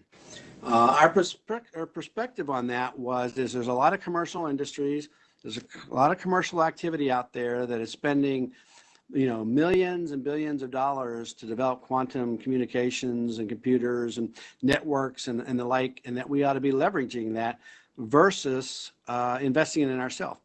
And so what we did is we said, okay, let's take a look at this. Let's take a closer look at that and see where we ought to be investing. And so we actually did some further study. We actually had a day-long offsite with our senior leaders in the Air Force and decided those areas that we needed to invest in were, yes, there's lots of activity going on in communications and in terms of computers out there in the quantum world. But we decided that our focus within the United States Air Force and Air Force Research Laboratory should be to take advantage of that leveraging capability in the communications, computers, and networks, but also to focus on those things which are very near and dear to the government's mission, and that is position navigation timing, clocks, and the like, including materials and artificial intelligence and a variety of other technologies that you might combine with the quantum technologies. And, we view quantum as an enabler. It's not a weapon system per se, but it's clearly an enabler that combined with other technologies can provide a significant advantage to a warfighter. And so since that particular time, we have relooked at our investment and reprioritized investment in those particular areas, like I said, comm networks, computers, materials, AI, and PNT, and timing and clocks. And so we're kind of focusing on those particular areas that the traditional commercial market wouldn't sink their teeth into or wouldn't spend a lot of money. And so what we're interested in are proposals that follow in those particular categories. The last item I'd like to talk about essentially is the fact that the entire laboratory is engaged in quantum technology. Sometimes we think of certain technology directorates that might be primary in investing in the quantum technologies, but you'll find that our folks at Rome, New York, our folks at the Sensors Directorate here at Wright-Patterson, Materials Directorate, our folks at Space Vehicles Directorate down in Kirtland Air Force Base, and you can go on. And I think there's almost all of the directorates are represented today. As we look at quantum and we look at an enterprise solution across AFRL, you can see that it's not one single technology directorate. There are various aspects of quantum, and you'll hear about that all today in the various talks. But the point I wanted you to make is don't think that one particular directorate within AFRL is leading the charge in terms of encompassing all of our research dollars within quantum technologies. That it is a shared activity, and that we look across the entire AFRL portfolio as we bring our technology directorates to the table. So with that, I appreciate the opportunity to talk to you and hope that you have a good rest of your day. Thank you very much. Thank you, Mr. Blackhurst. We appreciate your time today. Coming up next, I'd like to welcome Ms. Anissa Lumpkin, the Air Force Research Laboratory SBIR Program Lead, who will introduce our next speaker. In her role, Ms. Lumpkin oversees the SBIR portfolio of projects and is leading a variety of new initiatives to improve the program's return on investment. Thanks for joining us, Ms. Lumpkin. The floor is yours. Thank you, Mark. Hi, as Dr. Roper mentioned earlier today, it's all about planting seeds. With the Air Force Sitter Program is offering new partnerships for networking, matchmaking, proposal writing, and more to support the development of technology. At the forefront of our leadership in our Air Force Sitter Center of Excellence is Mr. Shahady, also looking at strategic initiatives with HBCUs, Appalachian universities, and more projects that are coming up to address our underserved communities. Mr. David Shahady directs a research and development budget of more than $800 million focused toward qualified small businesses in the nation's high-tech arena. Through a competitive awards-based program, he manages nearly 1,000 contract efforts sponsored by over 50 Air Force organizations from across the nation. He also enables small businesses to explore their technological potential and provides the incentive to profit from commercializing their technology. Mr. David Shahady is also an active colonel in the Air Force Reserve, having just recently served on the front lines of the COVID-19 pandemic in Michigan. It's my honor to introduce Mr. David Shahady. Thank you, Anissa. Can everybody hear me? We can. Great. So first off, I just want to say, thank you to Anissa for that wonderful introduction. What I'd really love to tell you is just how fantastic it is to have Anissa as a partner in this overall effort. She is a fantastic leader, and it is wonderful to have her as one of the forefront leaders and one of the drivers that have made these kinds of projects across the Air Force Research Laboratory possible. So first off, thank you so much for that wonderful introduction, and I wanted to make sure that people knew that that you may be the true brains behind our enterprise. So I'm happy to be able to stand with you in this. So first off, this program is a fantastic initiative across the board. It's a congressional program. It has so many different options. It is a terrific way to foster and grow small businesses within our nation. And there are a couple of things that I think is so important about this quantum effort. Is this is really a milestone activity. And someone asks me sometimes, like, well, why do an STTR in this arena? And the reason is STTR, the Small Business Technology Transfer Program, is really about taking academic knowledge, academic expertise, and merging it with the innovation of small business. And in some instances, that is a tremendous proposition, that invention, ideas, those things come out of our academic world. That they're at the forefront of that. And our small businesses are really at the forefront of agility and business management and how to make things happen. So merging those two things together is certainly a humongous value proposition for all involved, not just the Air Force, but for small businesses and for academics as well. The second one is when Congress stood up this program, they had a lot of different visions about what it would do, whether or not, hey, is there a way to get small businesses and academics to partner? Yes. But I think one of the bigger things that they really wanted to see was they wanted to see the bright minds that are in our academics and universities that are, graduating or going into postgraduates that are leaving the universities and saying, hey, you know what, you could not just, instead of going and getting a new job, why don't you start your own business? Why don't you take the intellectual property that you've become an expert on and actually start your own business? And you can partner with the university in order to be able to have access to the university's material, the facilities, the infrastructure, and then you could basically tie to the mothership. And then when you feel like you can go out on your own, you can go and do that. So there's an entire spectrum of things that can be done within the STTR program. So the second piece of this was, why the STTR program, and I think the best example is this is a truly wicked problem space. And being the Air Force's director in this regard, I get to work in things across the entire United States Air Force, everything from materials to advanced fighters, from cyber to space systems.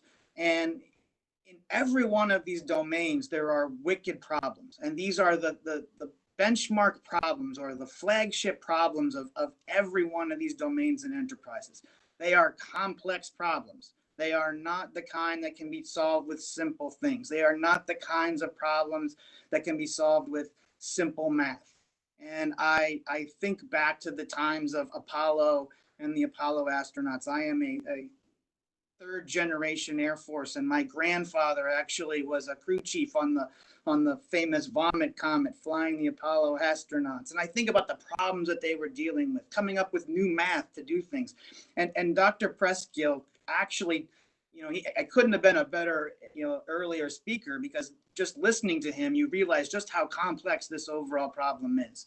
And the other part of this is, as you find a solution to something, you're actually creating other problems. And by solving something in one area, you may be sliding it to another. And it requires a concerted effort on every angle in order to address that problem. The other one about wicked problems like this is that you need a combined effort. You need multiple people from multiple domains and multiple angles to be able to go after and solve a problem. And so using the STTR program was a natural progression of that, is to say, okay, well, academics have been working on this for quite a while. The Air Force's leadership has been, the Air Force's leadership in quantum has been working on this. There are obviously commercial companies out there that might be able to leverage this. How do we get all three of those partners overlapping at the same time? And then the last one is these kinds of problems, they involve massive paradigm shifts, total new ways of doing things. And they involve bringing in all new value propositions. The question of, is there an application outside of the government for these things? And is there, is it inside the government? Is it outside the government? There's lots of different, angles to that. And so that wicked problem space is another critical reason. The last thing that I wanted to showcase with you is the uniqueness of this quantum opportunity. It is truly a merger of lots of different things at any one time. And traditionally, the SBIR program had a challenge where we weren't as strategic as I wanted to see when I first came on board. We weren't looking at big problems. There was lots of small things, but there wasn't a unification of multiple efforts to solve one of the big problems. Lots of success stories, but not enough success stories about massive efforts. And so this one that was brought about was a tremendous opportunity. And in the STTR world, probably the largest that I know of, the largest consolidated effort that's been done by any organization within the Air Force. The idea of this quantum. It's really having the right senior leadership with the right focus and the right commitment. The Air Force senior leadership, Dr. Roper, and the other members of our senior leadership, they are completely committed to these long-term problems and the idea of focusing the resources that we have on a very, very specific problem. And it's such a unique opportunity to have the right leader in the right place.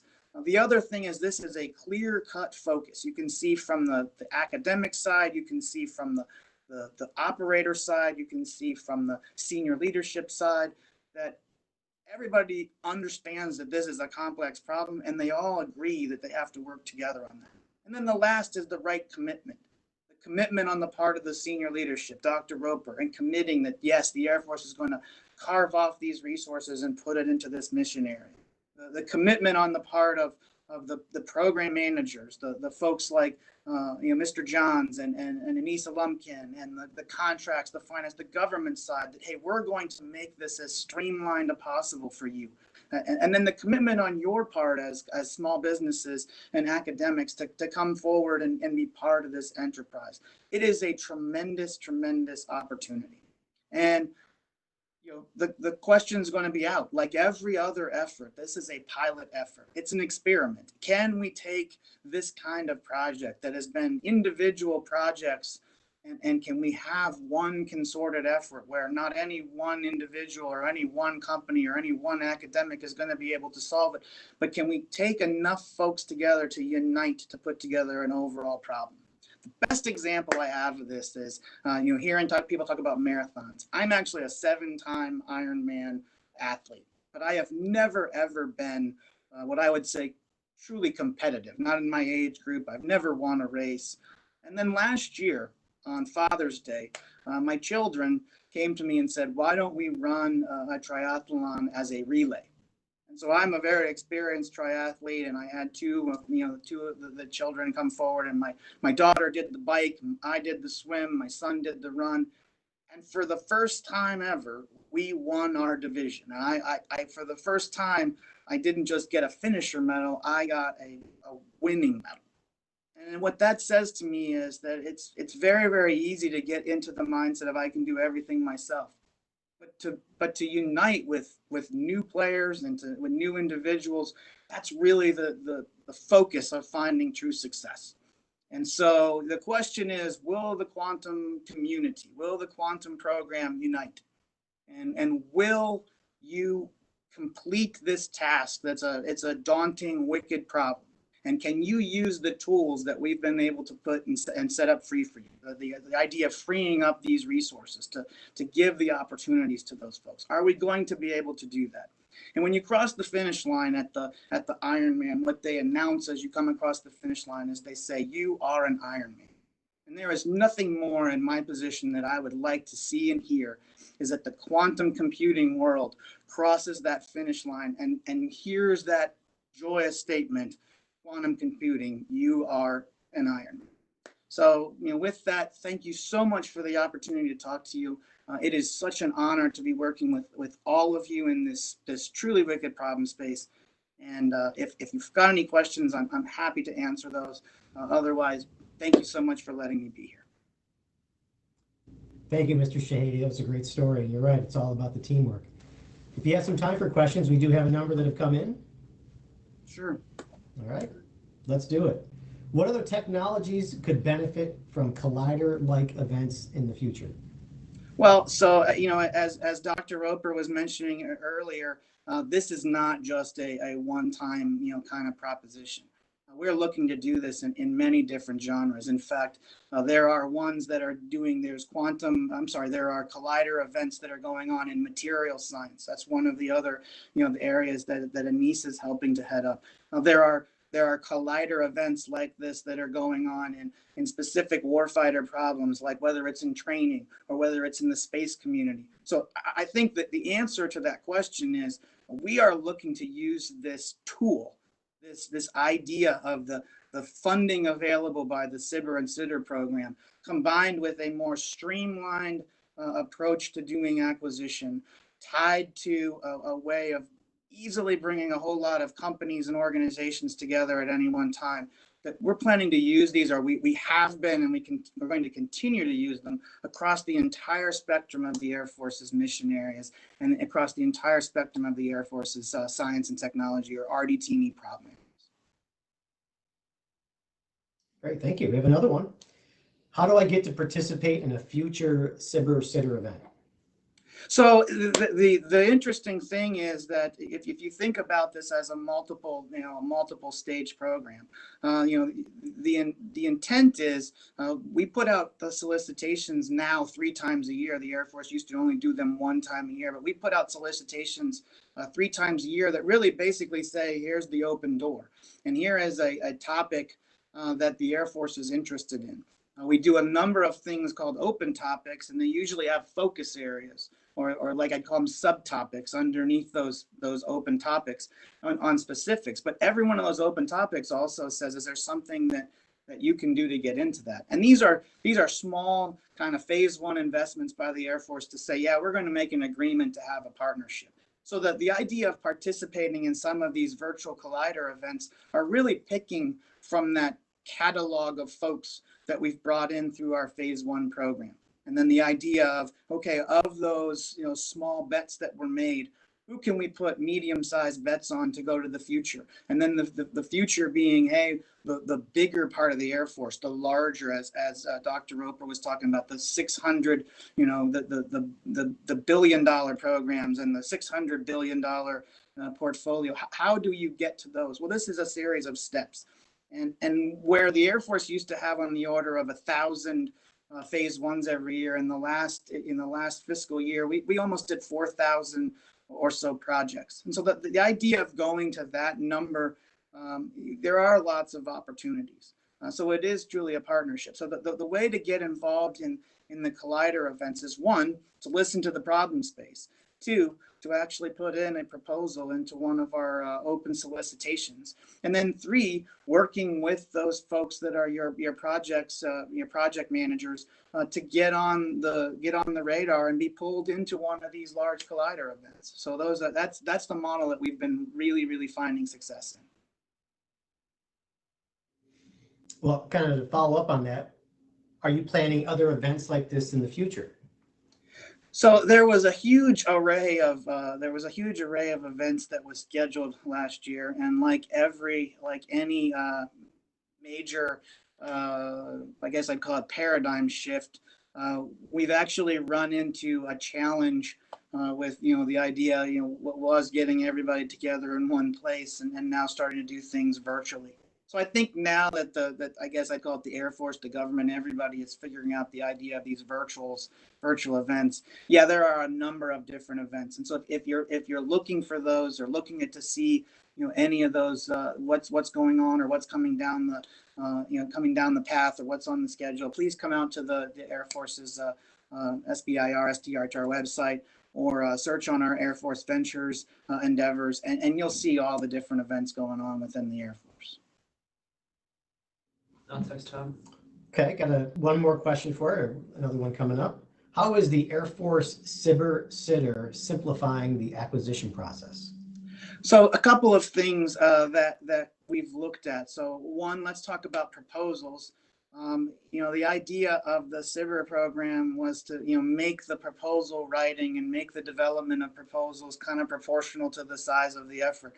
And so instead of having these massive proposals, the Air Force skinnied those proposals down to a smaller proposal, 15 pages with a PowerPoint slide deck.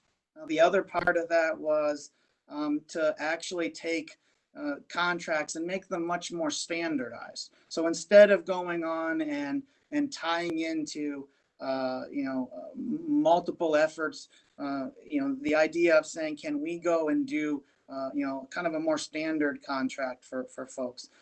We've streamlined our financial systems. And then probably the most significant is SBIR program, being a small business program, we relied on organizations all throughout the Air Force. Hundreds of organizations executed the program, and hundreds of different contracts officers from across the Air Force would execute the program. Well, we started to consolidate that work so that they were all in one place.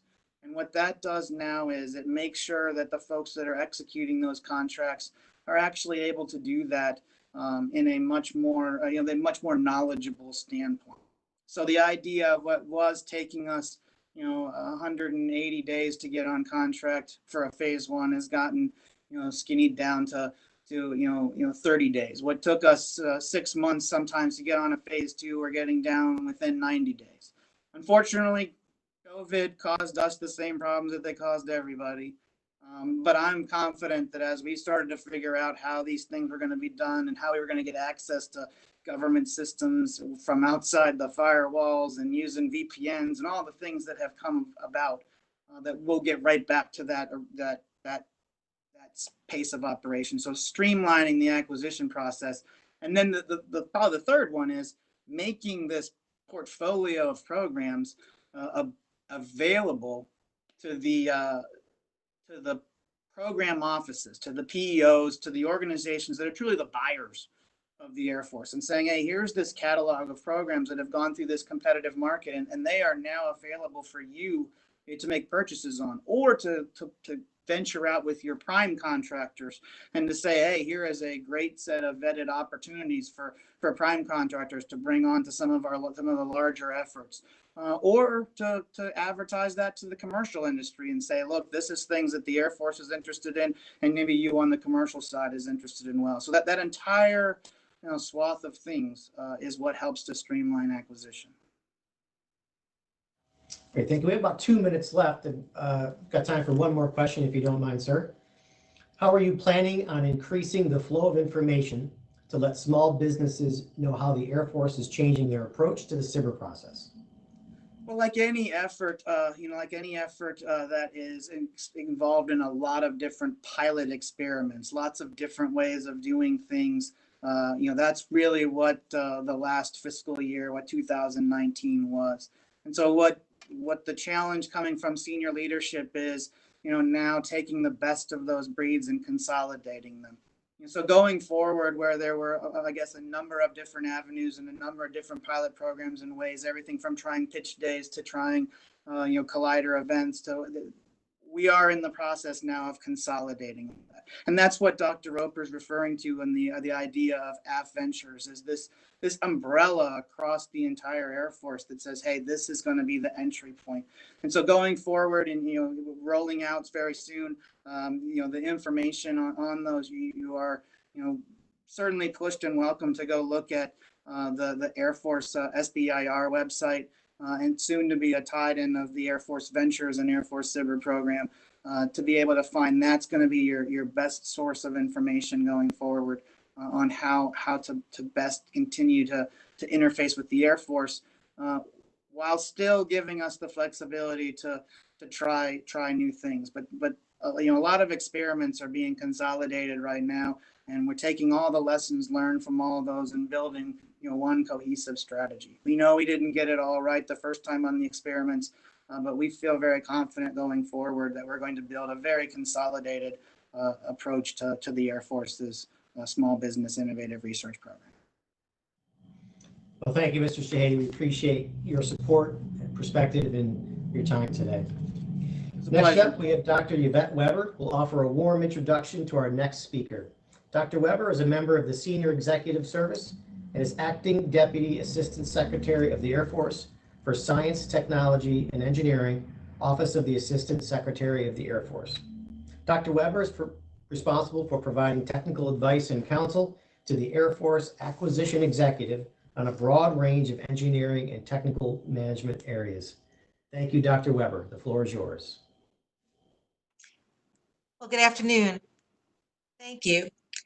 Much like my boss, Dr. Roper, I'm very excited to be a part of the Quantum Collider today and work toward partnering academia with industry and the Air Force to make progress on Q-Day. Continuing in a long line of excellent speakers, it's my pleasure to introduce to you Dr. Michael Haydick. Dr. Haydick is the Deputy Director of the Information Directorate at the Air Force Research Laboratory.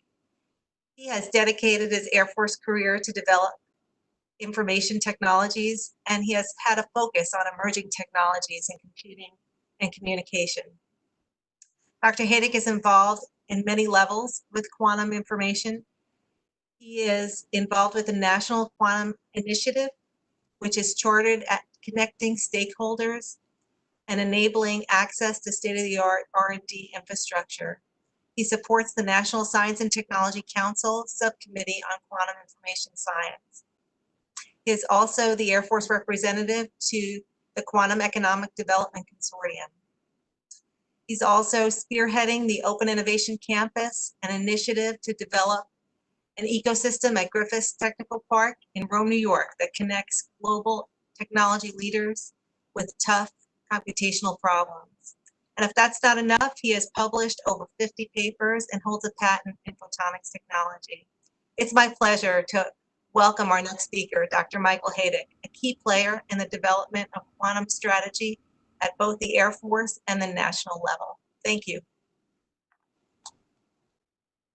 Thank you, Dr. Weber, for that very kind introduction.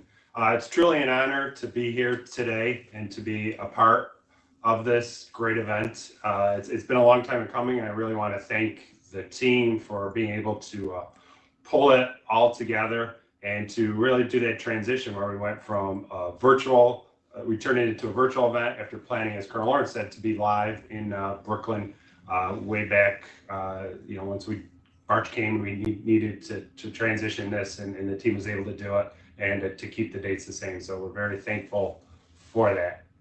So I will begin with my first slide. If they could come up, I do not see them right now. There we go.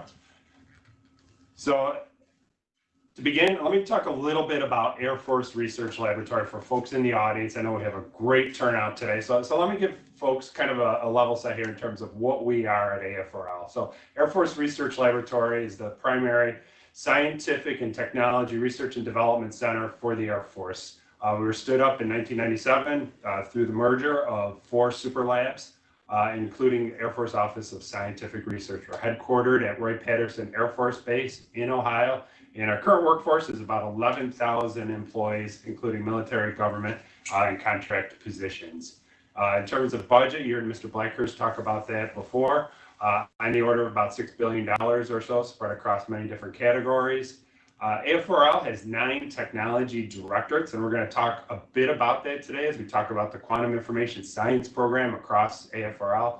But AFRL is also located in 9 different geographic regions throughout the U.S., as well as having international sites in 3 countries. We're going to hit upon that as well. And we continue to build upon, especially as we go to a new frontier here with quantum, but building upon 100 years of critical R&D efforts for the Air Force and the Department of Defense. Next slide, please. In 2018, we were challenged to go and to take an enterprise look at quantum information science in terms of what the different pieces of AFRL were doing. We came up with a strategy. It's been iterated on. We've worked it, we've reworked it, and I'm pretty comfortable with where we're at. So we have 4 main technology areas that go on the outside of this puzzle piece, if you will. Beginning in the top left corner, we have timing, we have sensing, we have computing, and we have communications and networking. And we're going to really focus in on those 4 areas as we go throughout this talk.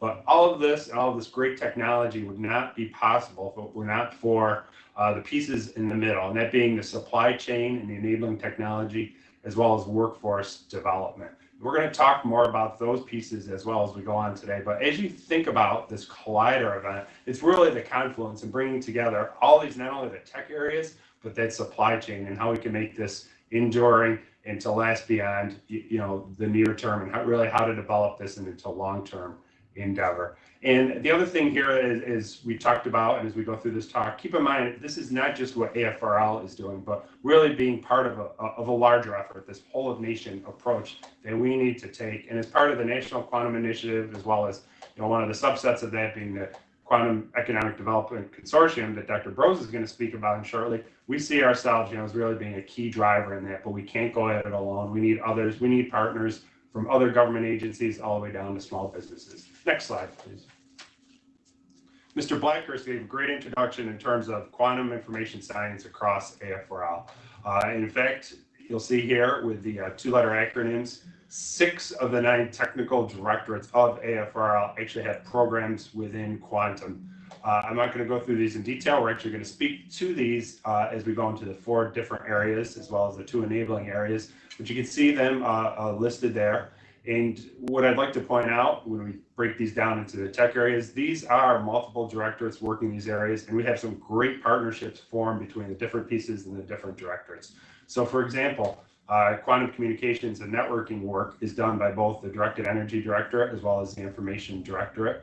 Space vehicles works on quantum sensing, quantum clocks, really the heart of position, navigation, and timing work they're doing with the Sensors Directorate. Information Director, where I'm located in here in Rome, New York, we do quantum computing, really the algorithm development for that, as well as I mentioned the communications and networking. And then finally, a lot of our device work and our supporting foundational technology in materials and manufacturing, RX, as well as the Sensors Directorate, RY. And finally, all this work would not be possible without the great basic foundational work being done by the Air Force Office of Scientific Research, located in Arlington, Virginia. Also like to point out, this is very important as we go through the talk, that there's great quantum going on throughout the world. And the fact that we have 3 international sites really allows us to tap into that, those sites being in London, Tokyo, and Santiago, Chile. Next slide, please. This gets to the heart of where we're going at AFRL in our technologies. I don't want to spend too much time on this and really get bogged down into it, because I'm going to break out all of these different areas, these 4 areas. But for quantum timing, quantum sensing, communications networking, and computing, you see those areas that we'll be talking about later on. But it really gets to, how do you put timing and sensing together to get at self-sustained PNT, where you may be in a PNT or a GPS denied or degraded environment? How can you bring quantum technologies to the fight? And similarly, once you harness the powers of the future powers of quantum computing and quantum networking together, how can you get at things like distributed computing and quantum networks that link together clocks and being able to link different parts of the world together to really get at what quantum technology will be able to bring to the fight. And of course, on the far right, workforce and enabling technologies allow us to attain that. Next slide, please. On this slide, this is where we see the Air Force going. We call this our OV1, or operational view. And you'll see that, no surprise right now, timing, sensing, communications, and computing. And these are put together in a certain order. So if we start top left and go clockwise, these are really in terms of maturity. So we see timing and sensing as being more mature, being able to be fieldable, and being able to make an impact sooner than some of the further out technologies such as communications and computing. But you see these all do really play together. So we've talked about PNT and the need to have in GPS denied environments, being able to have PNT resilient systems. So things like long duration unaided inertial navigation brings together quantum sensing as well as quantum clocks. Quantum sensors also allow us in the future to have standoff detection capabilities such as bunker and tunnel detection using quantum sensors. How you bring these things together is really the quantum network. And I think we're just really scratching the surface of what quantum networking is going to be able to do for us. But we do know, and we do see it as low probability of intercept communications, things like secure encryption, and bringing together entanglement distribution for things we probably haven't even thought about yet. But the fact that we can bring together clocks and have time transfer between different platforms, that then allows us to fuse together apertures of much higher resolution, giving us those sensing capabilities that we don't have right now. And then finally, computing. What does computing bring to the fight? We're going to talk to that later on. We're just trying to figure out right now where quantum computers are really going to be able to make an impact, especially for the Air Force. But we certainly see things like being able to process large amounts of data, asset optimization, enhancing machine learning, and of course, what Dr. Preskill talked about, quantum simulation, quantum chemistry, being able to get at the heart of what nature has given us and be able to use quantum computers to simulate that and determine how systems actually operate. So bringing all those pieces together is really the heart of our quantum strategy. Now let's take a few minutes to dig deeper into some of these technologies. Next slide, please. We'll begin with timing. And again, here, this is talking about GPS precision and GPS denied environments. In the next several slides, we're going to talk current, midterm, and future. And everyone's going to ask, well, why don't you have timeframes laid upon these? Well, they're different for all these technologies. And in fact, some of these are accelerating. We've seen since our strategy was formulated 2 years ago, technologies are moving faster. And a lot of it is driven by industry commitment, government commitment to the funding levels, and able to push the technologies further along. So let's take, for example, let's start with clocks. So when we think of clocks, everyone's obviously familiar with clocks, and you think of GPS and the fact that it needs clocks. Well, the history of clocks, and certainly for these types of applications, one of being the first applications of quantum technology, dating back actually to the 1970s, clocks we can really characterize by stability. So having 10 to the minus 9 or nanosecond per day under static condition stability, being pretty small. We've been able to shrink these down.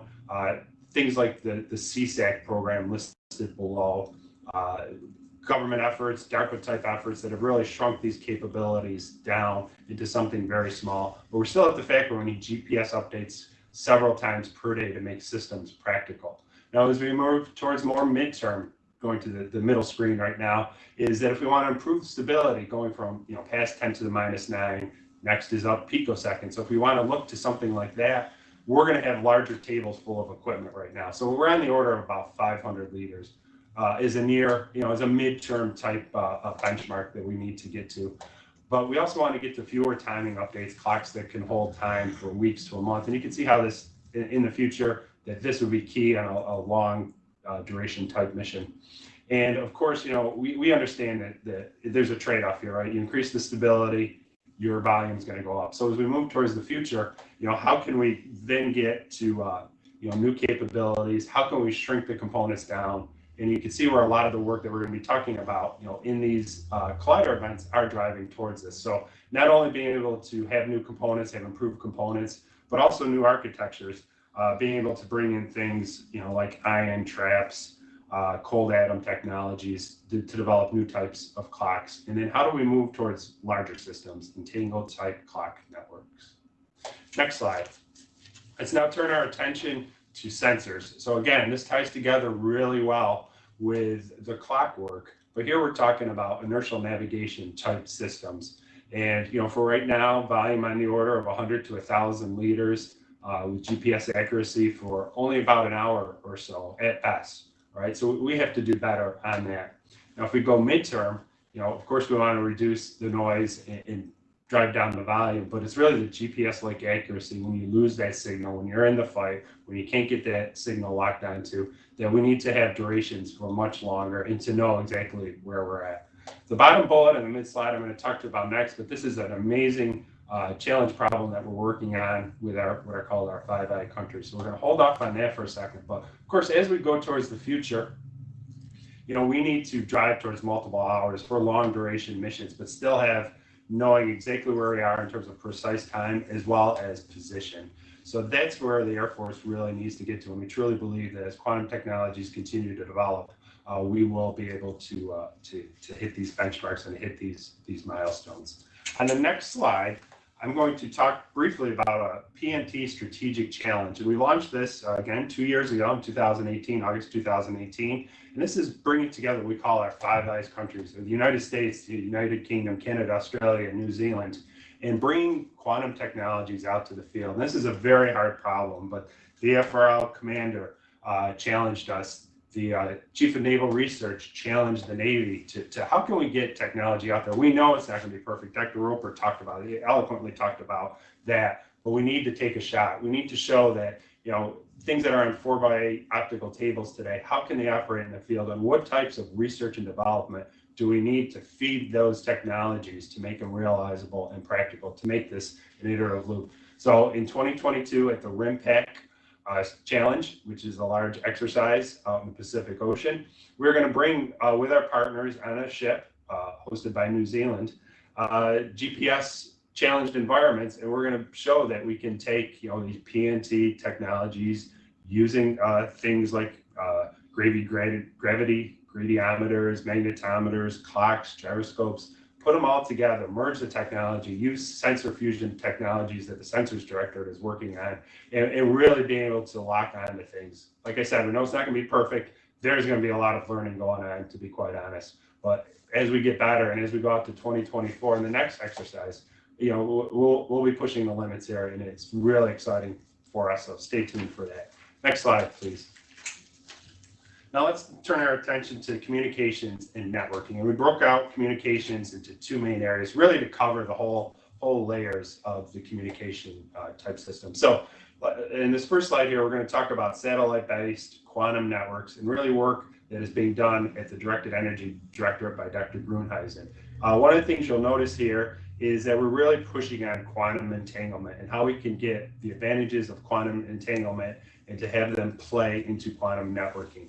One of the things that we're very strategic about is that QKD, or quantum key distribution, is something that the Air Force, sees as an early prototype and a kind of a nice stepping stone, but not really something that's going to pay off long-term benefits for us. And that is, our position going forward there. But we see, we could put our resources into many other things.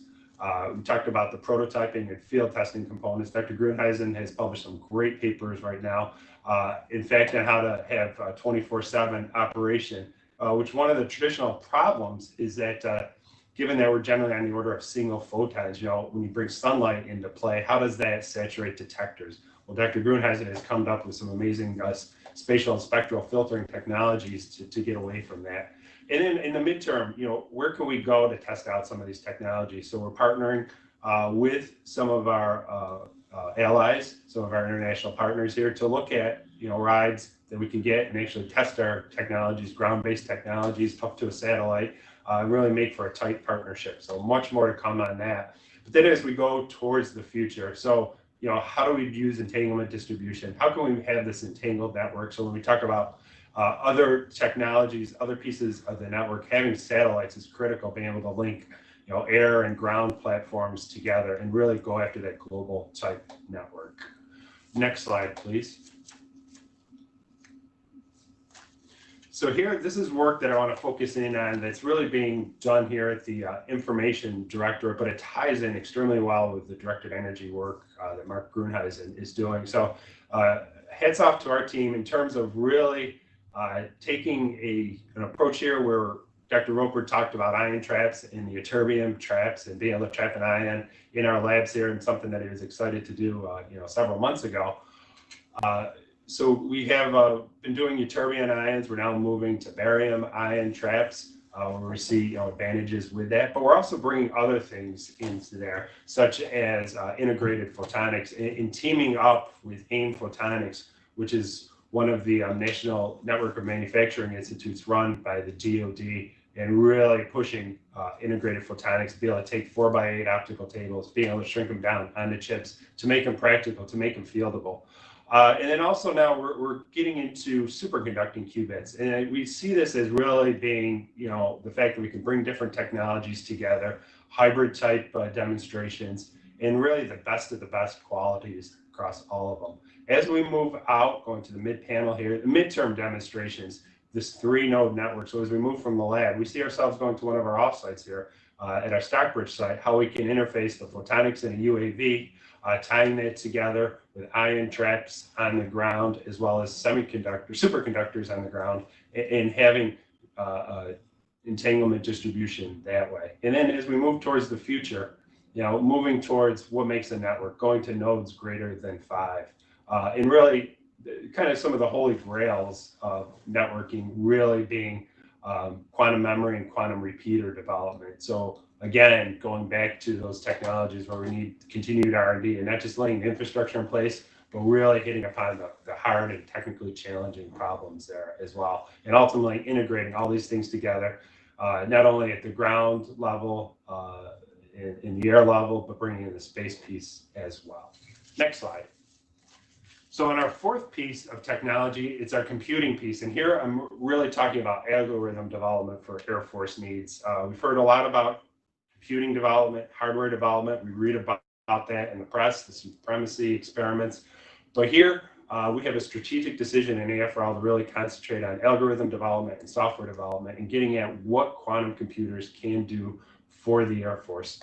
So on the right side, on the left side, currently, one of the things to really highlight is that last year in 2019, AFRL became a partner with IBM on its quantum network, and we became a hub member. And what this allows us to do is to have access to prototype quantum computers at IBM, the NIST type machines that Professor Pressfield talked about earlier. So I don't need to go into great detail on those, but really the low number of qubits, and really get our hands wet, our hands dirty, feet wet with just going out and seeing what we could do with quantum computers. And there's a lot of platforms out there. So being able to program on specific computers right now gives us certainly an advantage. But the big part about being on the Q network is bringing in partners. And you're going to hear this theme in the last few minutes of my talk about partnerships and doing things differently and bringing in others. I talked about that whole of nation approach, but this now really forms some of our tech partners, not only leading universities, but other parts of the DoD. For example,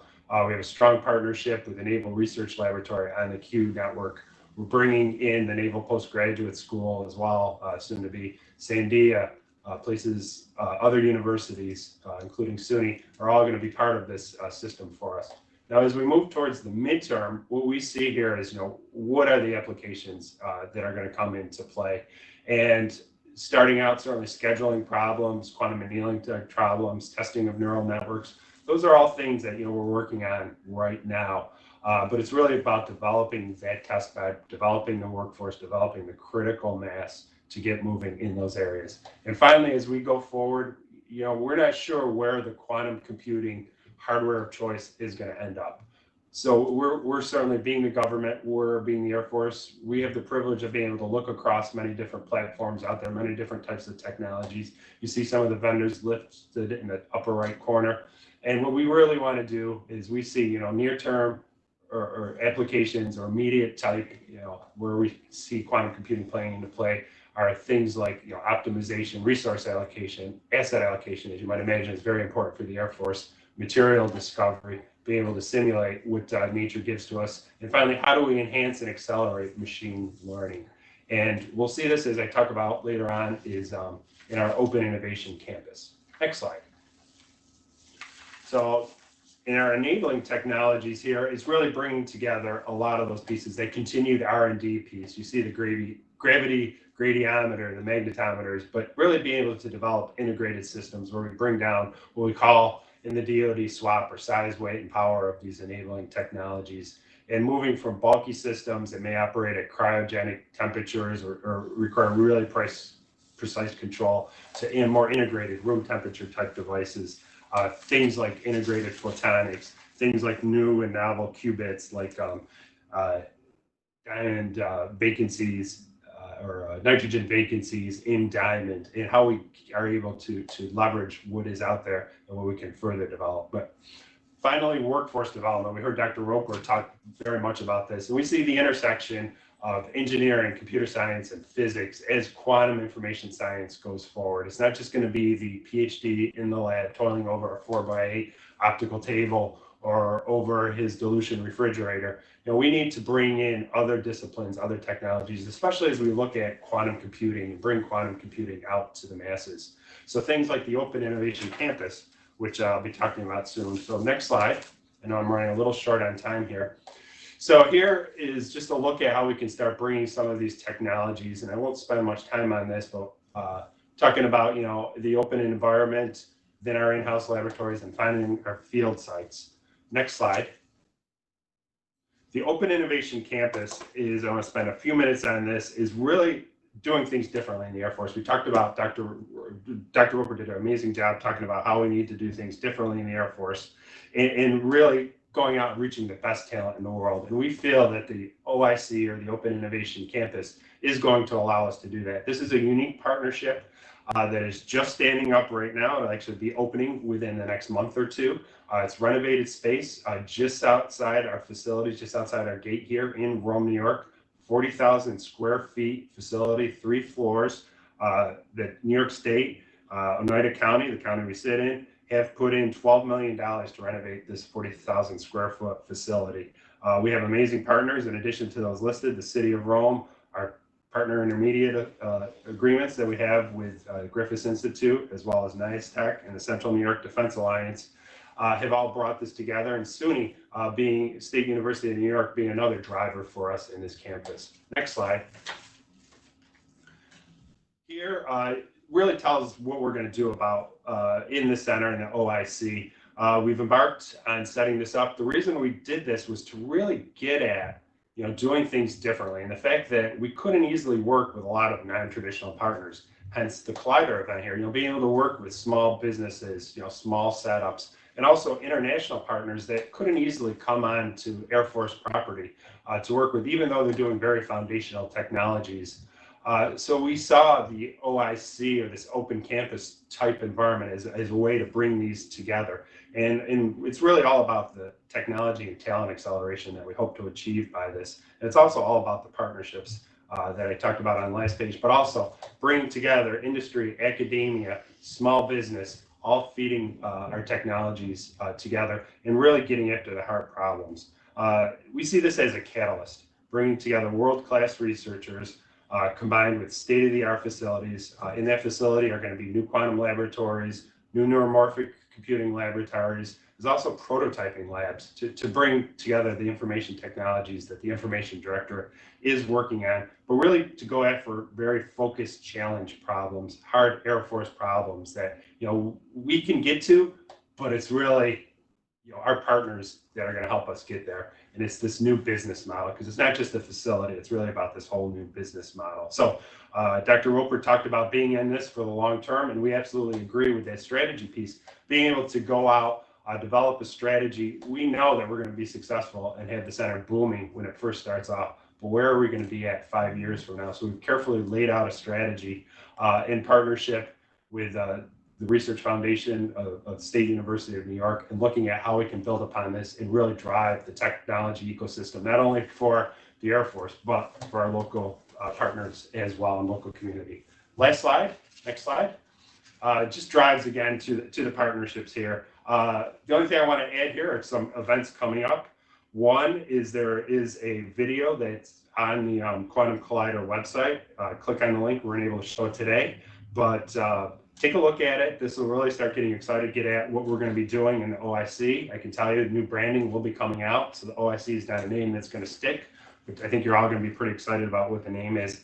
And then last but not least, we have this great Collider event today and tomorrow, but we're not going to stop there. What we're going to be doing this summer, and we'll be having a formal announcement on this within the next week or so, a partnership between Air Force Office of Scientific Research and the Information Directorate, as well as a sprinkling of other partners and funding opportunities to roll out this $1 million challenge, where we're going to be providing small grants for primarily universities, but if universities partner with small businesses, how they can go out and develop new technologies, and again, accelerate quantum technologies and push the limits out there. So we're going to be having a challenge competition.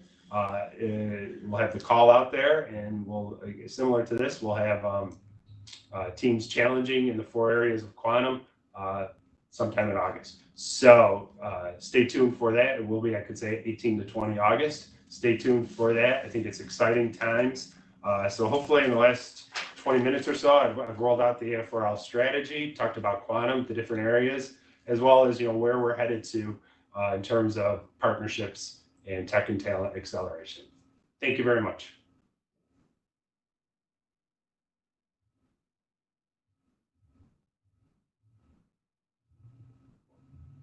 All right. Thank you, Dr. Haydick. We appreciate it. Unfortunately, we do not have time for questions, but thank you for that perspective on the Air Force strategy, particularly as it relates to quantum. Okay, next up, we'll take another quick break. Please be back in about 10 minutes with another great lineup of speakers, including Dr. Joseph Brose from the Quantum Economic Development Consortium, who will discuss the quantum industry progress and outlook. We'll also have Mr. Evan DeGennaro from NISTEC and Mr. Daniel Madden from Ensign, who will offer a look inside New York State resources. Finally, Colonel Timothy Lawrence will offer closing remarks and give you a sneak peek at what's coming up next in the world of quantum at AFRL. As with the last break, be on the lookout for a few poll questions, and we'll see you back soon.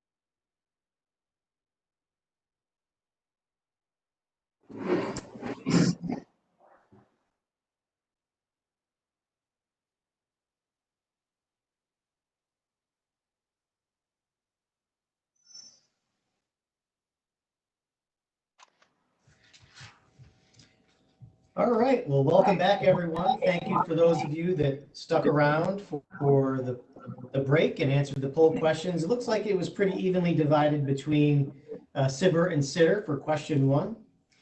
And then it looks like 42% of you would be willing to come back as a collaborative industrial partner. So thank you for participating during the break on that.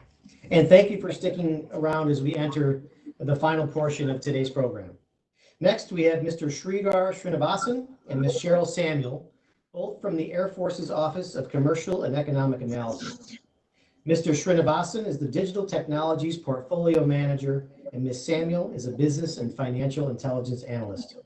Both of them have had the pleasure of working with Dr. Brose and the QEDC on all things quantum over the past 6 months. Thank you both for joining us today. Good afternoon. As was mentioned, my name is Sridhar Srinivasan. My colleague Cheryl Samuel and I are with the U.S. Air Force's Office of Commercial and Economic Analysis. Next slide, please.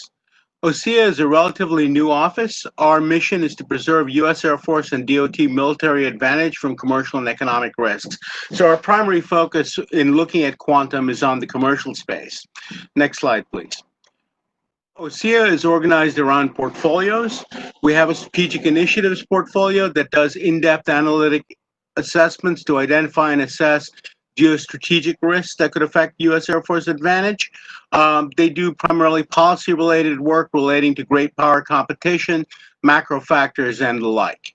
We also have technology portfolios that include space, manufacturing technologies, maritime, aviation, assured mobility, and digital technologies, which Cheryl and I are a part.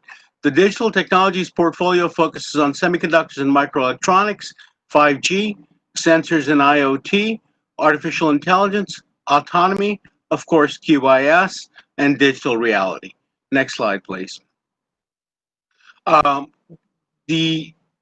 OSEA's work is done primarily using open source research. We start by taking a look at a given industry, say quantum, and identify key terms associated with that industry, things like entanglement, cryocoolers, ion traps, and the like. We then use those terms to do searches, and these open source searches allow us to develop a picture of what's going on in the industry as a whole. We also then develop a taxonomy of terms, which is basically a soup to nuts description of the terms used within and amongst the industry as a whole.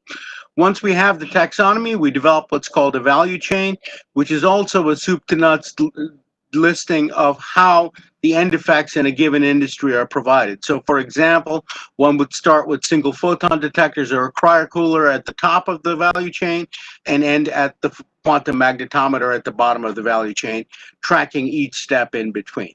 Once we have the value chain, we populate each node or step on the value chain with companies that play in that space. That allows us to understand the ecosystem of companies serving that industry. Once we have the ecosystem, we can do things like do emerging trends analyses, looking at commercial and economic trends that may affect adoption or may affect how the technology is developing. We can also do things like look at the white space, which is where the U.S. government and private industry is not investing and perhaps should. With that, I hand off to Cheryl Samuel, who will tell you a little bit more about the QEDC and about Dr. Joe Brose. Thank you, Steve, and welcome everybody. The QEDC, or the Quantum Economic Development Consortium, was born out of the National Quantum Initiative Act of 2018, along with support from the National Institute of Standards and Technology. The QEDC focuses not only on qubits, but on the entire ecosystem, all quantum enabling technologies. Their mission is to enable and grow a robust commercial quantum-based industry and associated supply chain within the U.S., which will then subsequently yield a stronger U.S. national security posture, both commercially as well as on the offense. Through collaborative efforts, information sharing, and standards development, members from industry, academia, government, defense, as well as others, develop use cases and identify gaps in technologies, as well as assess the potential economic impact of quantum technologies. Small businesses and startups represent more than half of the QEDC membership, as well as multi-million-dollar corporations. The QEDC is very bimodal. In terms of small businesses, the QEDC offers insight into DoD-centric dual-use applications and how these small businesses and startups may apply their work not only to the commercial sector, but also to defense and government as well, by engaging a much larger constituent base, encouraging and fostering their participation. The QEDC overall expands upon opportunities within DoD in quantum technologies, in addition to the Department of Energy as well as the National Science Foundation, opening doors that would not normally be as reachable or as achievable. And now I'm happy to introduce Dr. Joe Brose. He is the Executive Director of the QEDC, which is comprised of over 150 US corporations, universities, national laboratories, and NGOs in the emerging quantum industry. Joe is also a Senior Advisor in Quantum with the AFRL and has over 35 years of experience in the industry, as well as the public sector. He's also considered a subject matter expert in condensed matter physics, quantum systems, and nuclear magnetic resonance. Joe received his PhD in physics from the ETH Zurich and his undergrad degree in physics from MIT. And lastly, to add a bit of a personal note, I wanted to offer my gratitude to Joe as well as the QEDC Deputy Director, Celia Merzbacher. They have been very supportive of the quantum sub-portfolio and the digital technologies team here at OSEA, and have been instrumental in building our strong collaborative partnership and information sharing regarding companies and their respective work for the development of the OSEA building blocks, which Sri mentioned include the ecosystem, the taxonomy, the value chain, as well as the identification of emerging trends in quantum information science. The QEDC has introduced the OSEA team to a number of QEDC members who in turn have made themselves available for questions and answers to help more effectively and efficiently conduct our research, moving toward the path of proactively identifying economic risks to the US Air Force, the DoD, and the US government as a whole. With that, please welcome Dr. Joe Brose of the QEDC. Well, thank you, Cheryl, for your kind introduction and your kind words. I've enjoyed very much the collaboration with OCEA and with you and Sri over this last period of time, and I look forward to that ongoing collaboration that has been so productive. I'm pleased to have the opportunity today to speak to you about the QEDC, and on behalf of our steering committee, governing board, my Deputy Director, Celia Merzbacher, and myself, we really look forward to engaging more and more companies within the QEDC in the near future, and we also value our collaboration with AFRL greatly. Dr. Haydock, who spoke so well about the various activities within AFRL regarding quantum information science, has been a consistent participant with us in our steering committee activities and technical activities, as well as Colonel Lawrence and Mr. Blackhurst. Really value all of the collaborations, and I know that all of our members benefit from it. May I have the next slide? Thank you. I'd like to just give you a quick overview of the QEDC, what it is, how it was established, and where it's going. And hopefully by the end of this, you'll have a snapshot of the progress we've made and where we're headed. First, the QEDC was born out of the National Quantum Information Strategy. There are 6 basic policy principles that underpin that strategy. And the establishment of a consortium speaks to the 3rd bullet here, which is deepening the engagement with industry. And that is a key element to continue to exponentiate US leadership in the quantum sciences, as Dr. Roper referred earlier in his keynote address today. Next slide, please. The National Quantum Initiative in Section 201 of its law established a quantum consortium with industry with the listed goals to take a look at research needs and enabling technology gaps, and then to provide recommendations on how to close those gaps. So the QEDC as a consortium was seeded with money from NIST. We also graciously received money from AFRL, and we're very thankful for all of the supporters in industry and government that have gotten us started in this last 18 months to 2 years. Next slide, please. The purpose of the QEDC is to really identify economically important applications and use cases. And then with those are really those applications that are going to drive the quantum industry forward. And I think Dr. Preskill gave a very good outline of those extremely important leverage points with the quantum information industry. Secondly, we're focused on enabling technologies. What we want to do is really understand what are those fundamental technologies that all quantum science is needing and might be impeding innovation today. So we look across all the areas of quantum science: sensing, communications, computation, simulation. And what we want to do is look at what enabling technologies are common or most common to the majority of those, and how can we now make those tools and enabling technologies more available to the researcher and to the industry that's commercializing these technologies. We also involve ourselves in standards and benchmark recommendations. While we're not an SDO or a standards development organization, we do make recommendations for standards where we see that they should be made. And we're also very involved in developing the quantum workforce, and I'll have a bit more to discuss about that later. The one thing about the consortium is it is a one-stop shop for industry. We try to speak with a collective industry voice to government, as well as back to the industry itself and globally, so that we can guide research and development to those opportunities that will help exponentiate quantum information science and its commercialization. Next slide. We have today 150 members. They're broken out as indicated on the left-hand side, with about 113 corporations, 26 academic institutions, and 12 national labs and NGOs.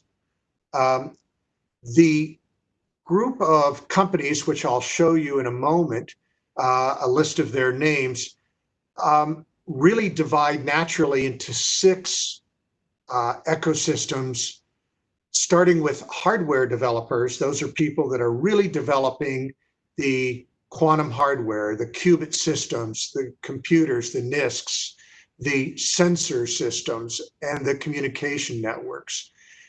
Then in that stack are the software developers. Those are the entities that are really engaged in developing algorithms and translating that to quantum software. We have suppliers. These are individuals that are supplying needed enabling technology equipment to the quantum industry, such as lasers, microwave pulse generators, and cryostatic systems. These are things that are needed across the board in much of quantum science. We have end users, companies on our list such as Wells Fargo, Citibank, and the Federal Reserve Bank, who are really aware that quantum information science is going to change the dynamics of their business. And they want to be ahead of it so that they can anticipate that change and capitalize on it.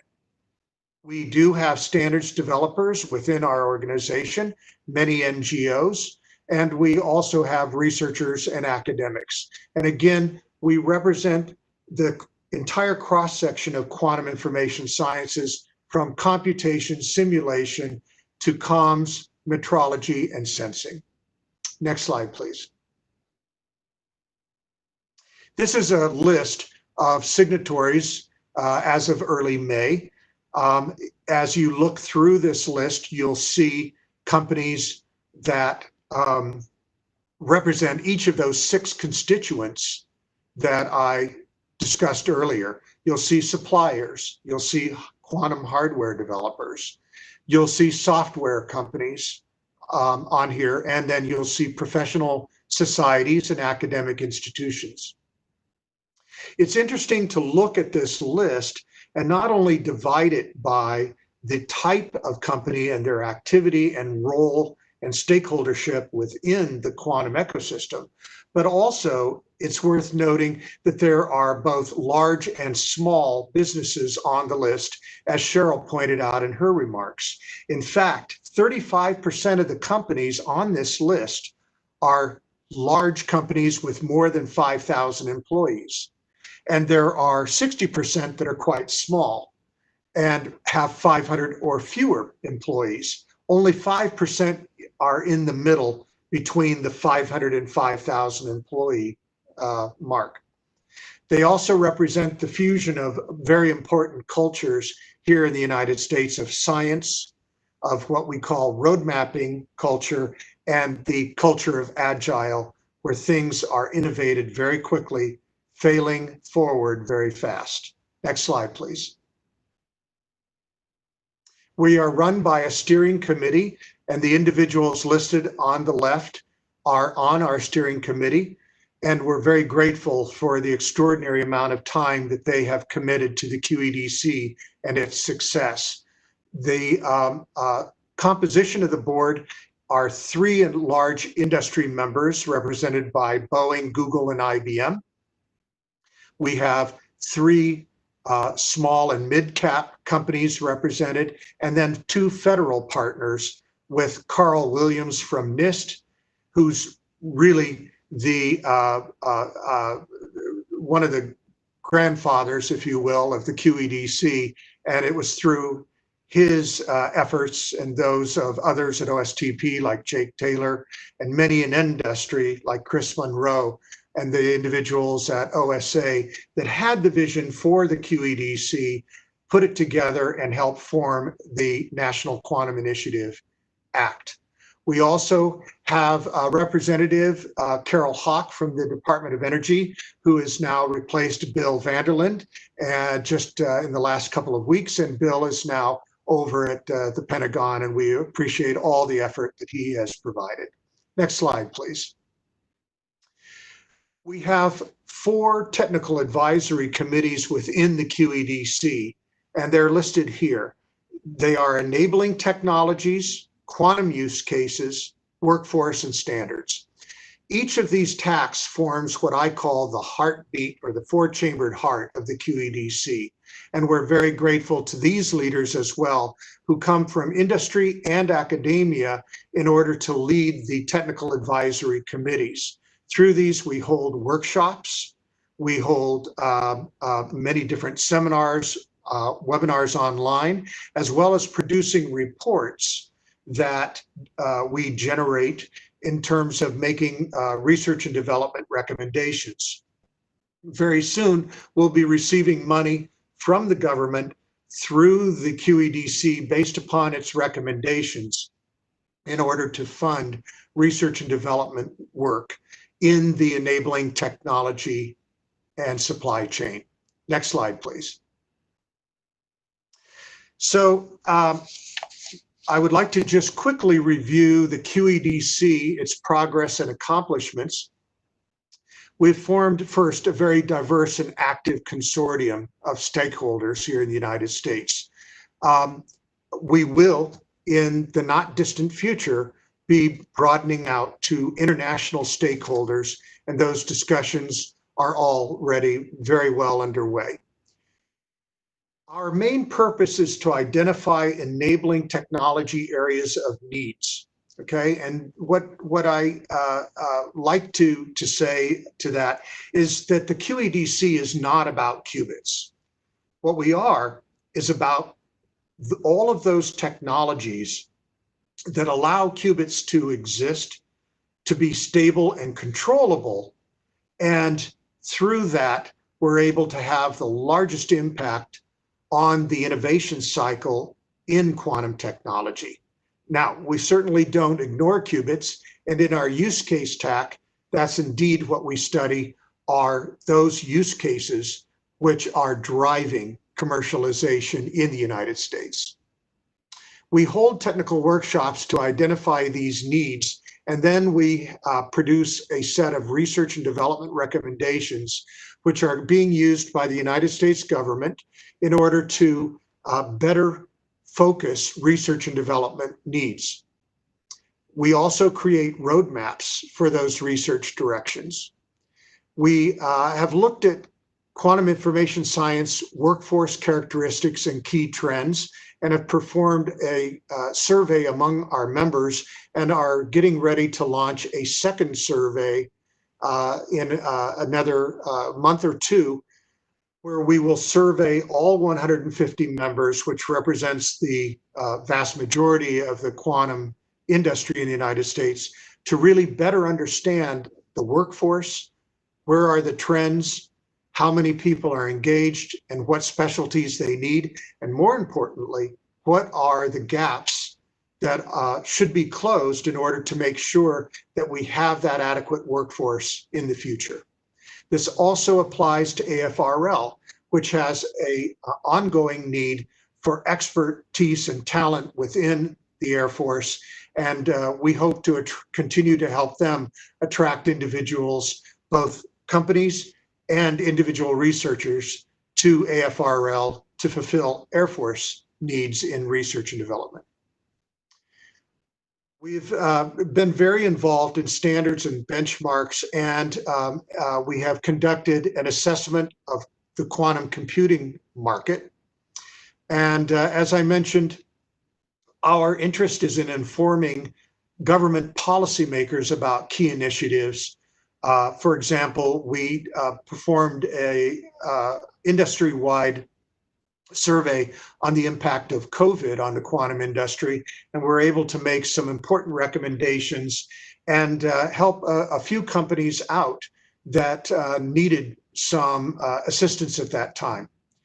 We also are very engaged in industry standards development through the ITUT, which is led by the United Nations, and also making sure that the United States is not unwarrantedly usurped by other nations who might try to gain competitive advantage by controlling the agenda within the standards arena.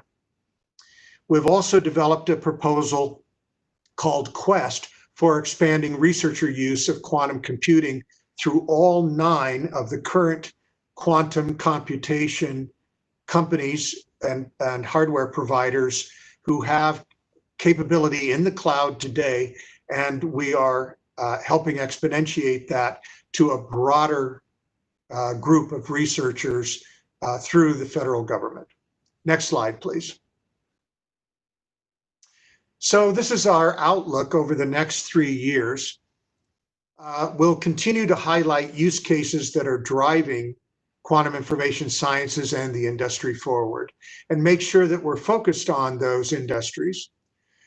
We will continue to identify critical enabling technologies and their gaps, and then create roadmaps and make recommendations to close those gaps. Some of those have been in the cryostat areas: lasers, electronic controls, photonic integrated circuits, passive optical components, microresonators, frequency combs, and the like. All of those have been, are, or will be the subject of workshops within the next month or two. And I encourage any of the businesses that might be attending here today, and particularly those that have applied for SBIR, STTR, if you're not a member of the QEDC, please do email me or Celia to let us know, and we would be happy to welcome you on board into our consortium. We are going to continue to prioritize challenges and down select roadmaps based on the funding landscape, and identify those deficiencies and make recommendations to funding sources, as well as money that would come through the QEDC to be allocated by a sponsor to a performer. We are continuing our standards work, and as I mentioned before, we're going to continue to expand the QEDC internationally. Next slide, please. So in conclusion, we're off to a fast start with more than 150 members, both large and small. It's the majority of the US quantum industry and the supply chain for that industry. We have a number of membership tiers that are defined for US and foreign company and academic engagement. The main takeaway, and I hope that this is something you would remember in a year or 2 years from now, if you were to think back on this presentation, that the QEDC really is focused on identifying and resolving major enabling technology gaps in order to speed innovation in the quantum industry. We have very active TACs across all members. Every member is able to join a TAC. We have established a formal governance structure, formal methods for conducting research and development, standards, and for international engagement through our steering committee. And in 2021, we'll see the first funding of enabling technology research and development. And with that, I thank you very much for your attention today and for the opportunity to speak. I want to thank all of the organizers who I know put a lot of time and effort into organizing this and gathering the speakers, and I was honored to be included among them. Thank you very much, and please email me or our Deputy Director, Celia Martzbacher, at the email addresses listed here. Thank you very much, Dr. Brose. Do you have time for a quick question? Of course. All right. You had talked about it towards the end of your discussion, but perhaps you could expound a little bit more on how can a company or university join or get involved with QEDC? Sure. It's very easy. You can either go to our website, which is quantumconsortium.org. So it's a .org because we're a nonprofit organization, and we're managed by SRI. Both Celia and I are SRI employees. SRI is a nonprofit independent laboratory. So quantumconsortium.org, and there are directions for joining. You can send us an email, or you can just send me an email that I showed, and maybe we can put it here in the chat box. And just send an email, and it's actually quite easy. Starting at the end of this year, we'll be collecting membership fees that are quite modest. I don't think any company will have, or individual, any problem joining the QEDC. And it is quite beneficial to our members. Thank you for the question. Great, thanks for expounding on that. One more question. I personally would like to hear this answer to this. What do you see as the next big thing in the quantum industry? Yeah. So I see a number of different things. Of course, there are going to continue to be the technological leaps that are happening. I think you'll see increasing opportunities where the demonstration of supremacy, both in sensors, PNT, as well as in computation and comms. I hear and see that there are some real tremendous advantages, demonstrations that are demonstrating quantum advantage. And I think you'll be hearing a lot about those in the very near future. But the one big thing I see is a change of leadership that's occurring. And I think the QEDC is an example of that. And I see AFRL as an example of that with their innovation campus. And that is, it's the merger of three extremely important cultures in the United States that's occurring, where you have the merger of the science culture, the roadmap culture, and the agile culture coming together in a way that is speeding innovation in an unprecedented manner in quantum information science. When this was first noted, it was kind of stunning to realize, but it's also, I think, the element that will continue to maintain U.S. leadership. And I guess in the old days, maybe we called it Yankee ingenuity, but the reality is that we can and will maintain our quantum lead and competitiveness as we continue to focus on the merger of these three cultures here in the United States. Thanks for the question. What a great ending to your presentation. We greatly appreciate your time today, Dr. Brose. Thank you. Okay, next up, Ms. Denise Lee will join us once again to say a few words and introduce our next set of speakers. Off to you, Denise. Thank you, Mark. It is my pleasure to introduce the New York State Technology Enterprise Company. NYSTEC is a nonprofit technology consulting company and has been advising agencies, organizations, institutions, and businesses since 1996. Through its partnership intermediary agreement with AFRL, NYSTEC has been instrumental in planning and executing this event. I'd like to thank Mr. Evan DeGennaro, Ms. Kelsey Zervanetz, Ms. Amber Stevens, Mr. Tom Haddad, and the MC of today's event, Mr. Mark Romano. Please give Mark a virtual round of applause, and to many other team members who have helped enormously in the logistics. I would also like to introduce the National Security Innovation Network. ENSIN is an unrivaled problem-solving network that adapts to the emerging needs of those who serve the defense of the nation. They are dedicated to the idea of bringing together DoD, academia, and entrepreneurs to solve national security problems in new and disruptive ways. ENSIN also has played a part in supporting the virtual Quantum Collider event, including Mr. Dan Madden and Mr. Joey Clark. NYSTEC and ENSIN will provide the overview of New York State quantum collaboration. Evan and Dan, over to you. Thank you for that warm welcome and introduction, Denise. It has been a pleasure working with this dynamic team over the past few months. On behalf of NYSTEC, I want to thank you all for supporting today's event and, more importantly, for engaging in this growing industry. We are thrilled to be collaborating with the Air Force, state and local government, academia, and the new venture community to accelerate the impact of quantum science on our economy. As an independent nonprofit technology consulting organization, NYSTEC's innovation and entrepreneurship practice works directly with these stakeholders to promote, facilitate, and stimulate technology commercialization, small business startup acceleration, and the creation of opportunities in our communities. At NYSTEC, our core values drive our decision-making and our actions. Innovation is one of those core values, and we believe that technological innovation is the #1 attribute that has a positive impact on our regional economic development.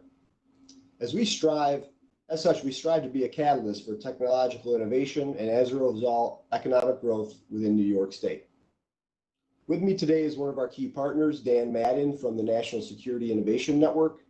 Dan, why don't you introduce yourself and tell us a little bit about your organization? Yeah, excited to be here. So my name is Dan Madden. I'm the Mid-Atlantic Regional Director for the National Security Innovation Network, NSIN.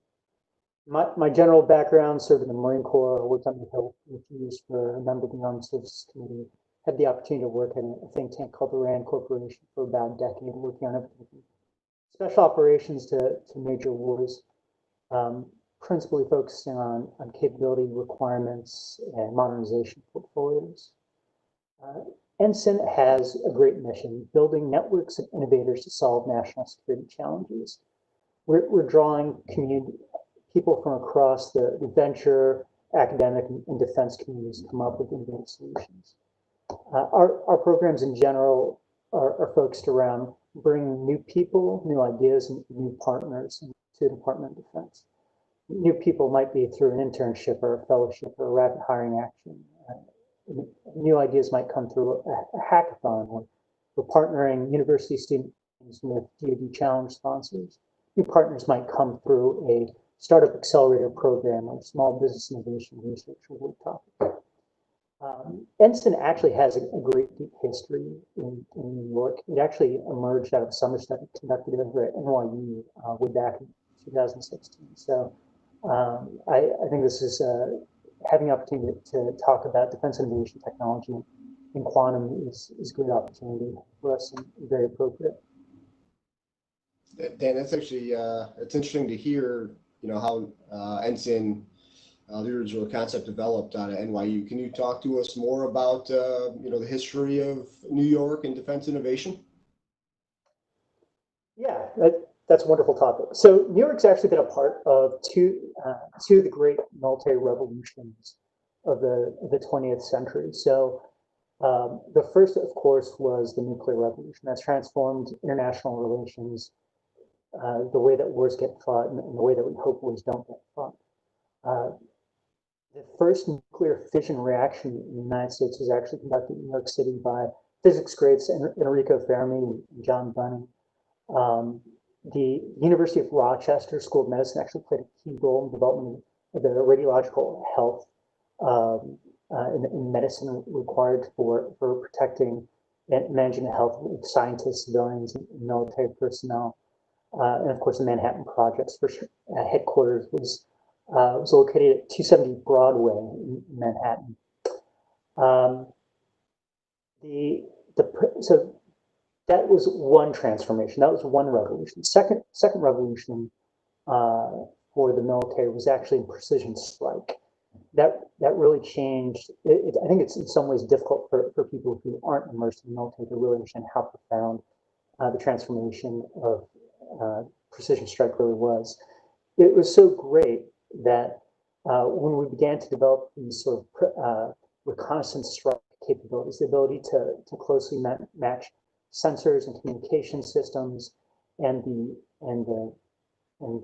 effects packages, and getting those effects precisely on target, all of a sudden we could think about trying to defend Western Europe from the Soviets without recourse to nuclear weapons. It's that profound an impact.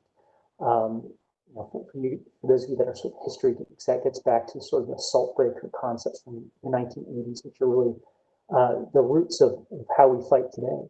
Anyway, the Air Force Research Lab up in Rome, New York, actually developed the ground moving target indicator radars, synthetic aperture radars that were used on the E-8 J-Stars aircraft, which is really the aircraft, if you think back to, say, Desert Storm.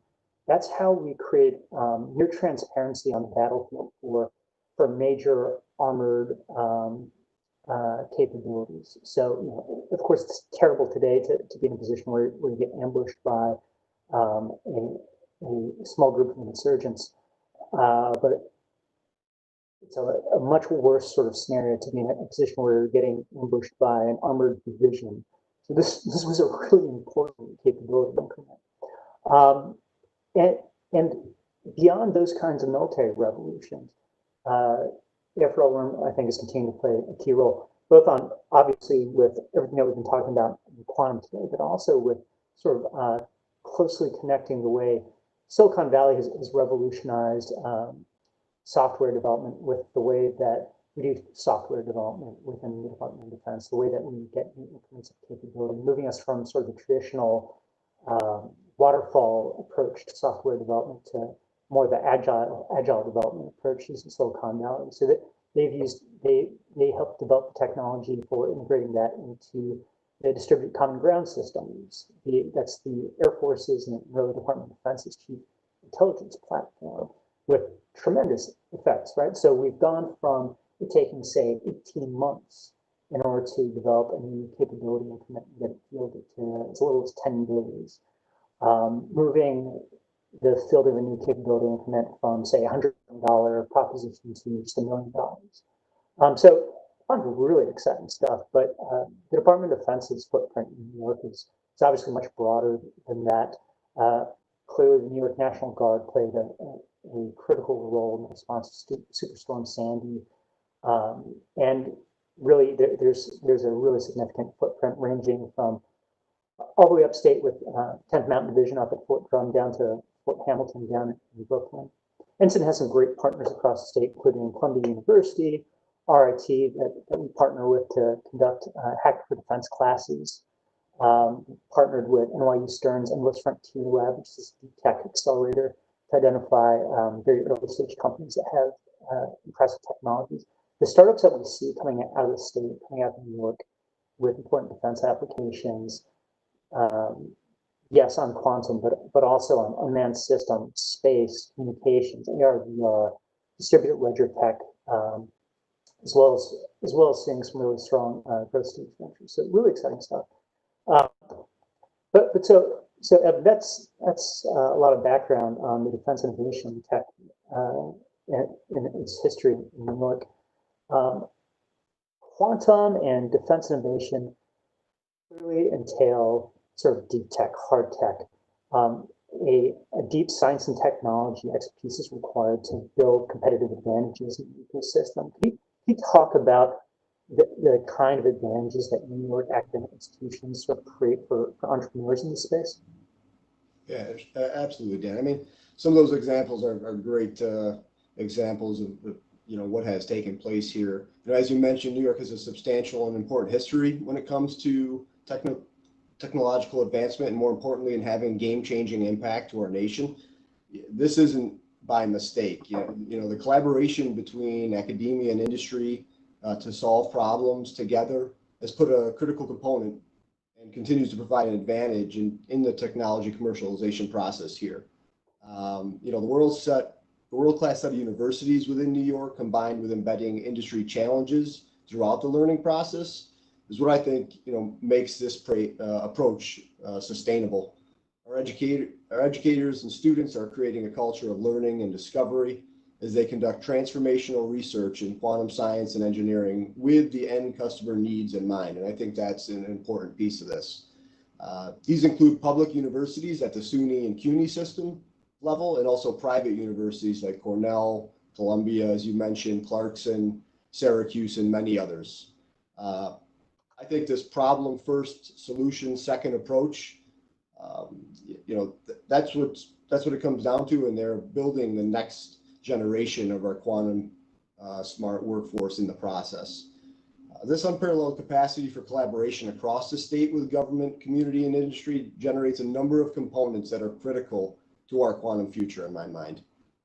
We're talking about things like a pipeline of new ideas and patents, opportunities for new partnerships and technological advancement, and maybe the most important, a wealth of human talent.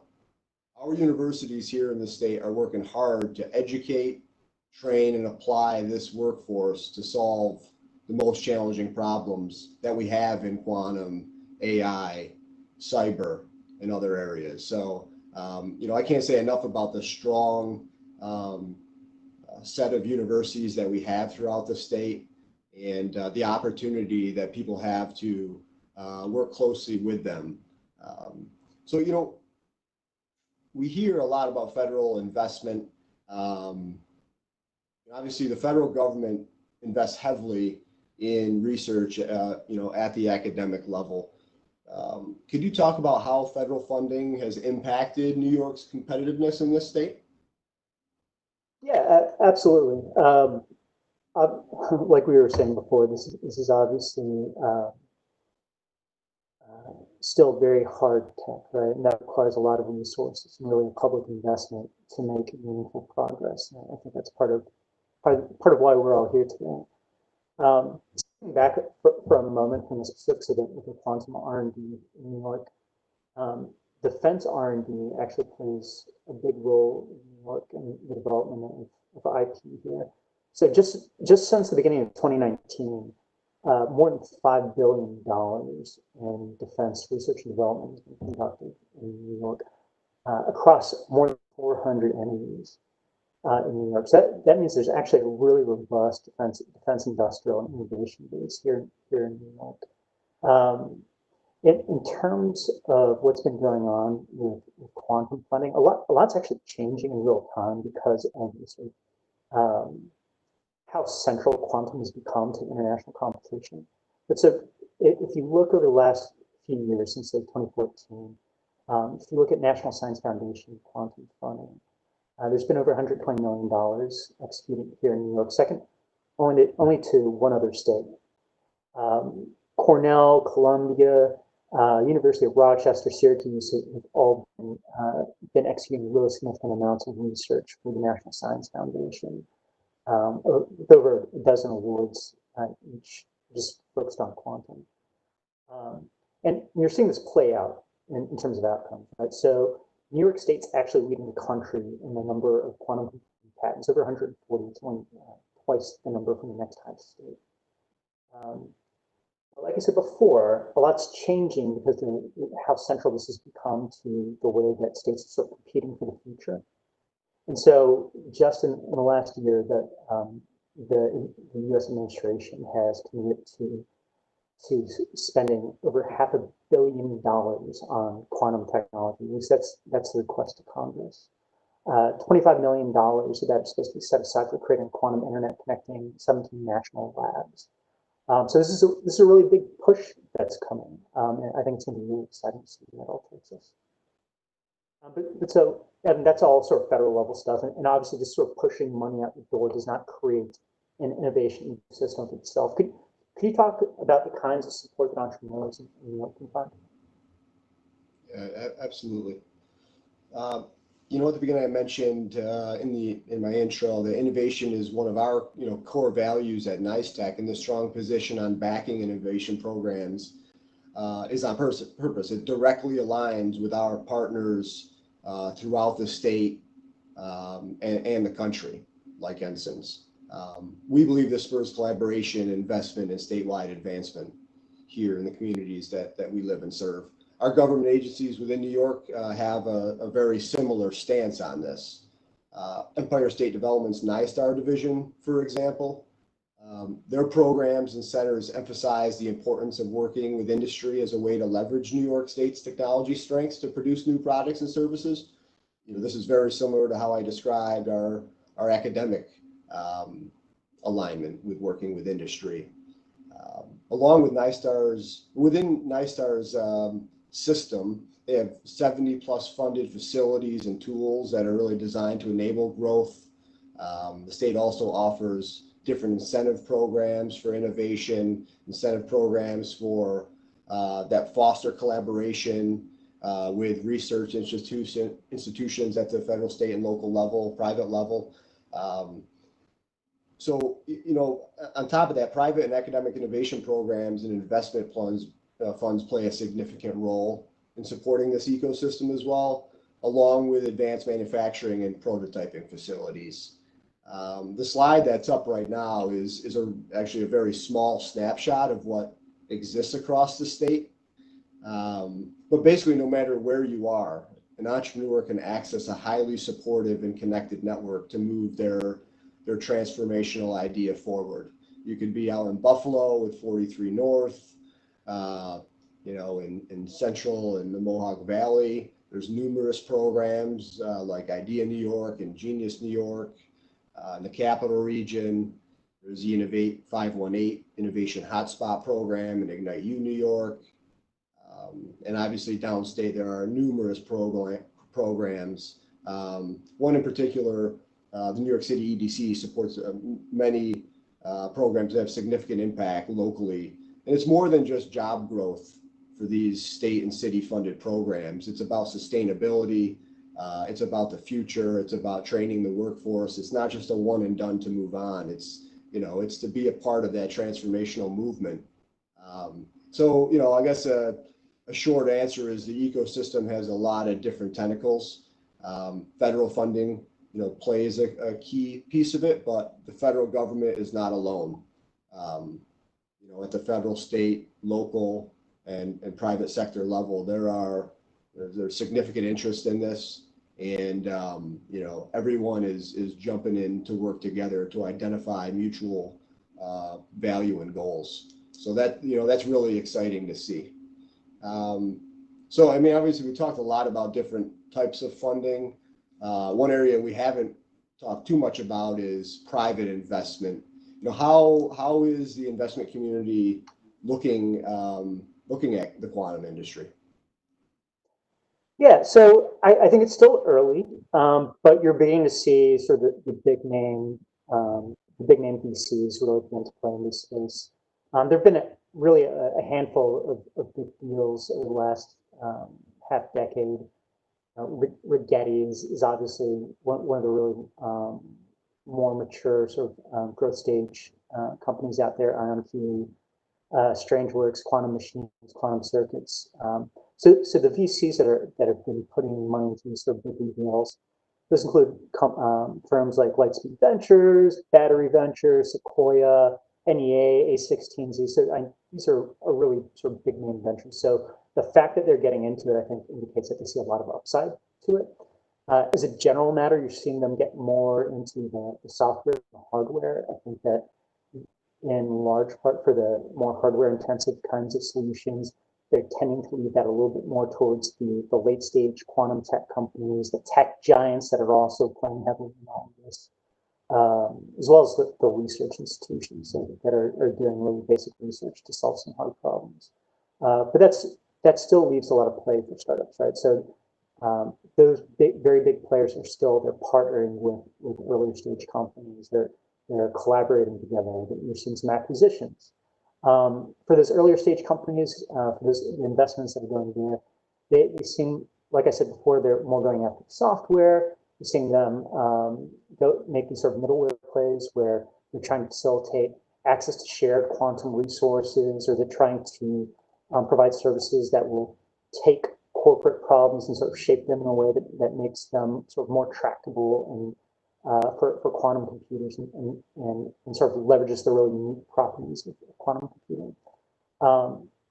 New York has some fairly unique things going on that I think reflect that, right? So SeekC actually just had received an investment from Merck.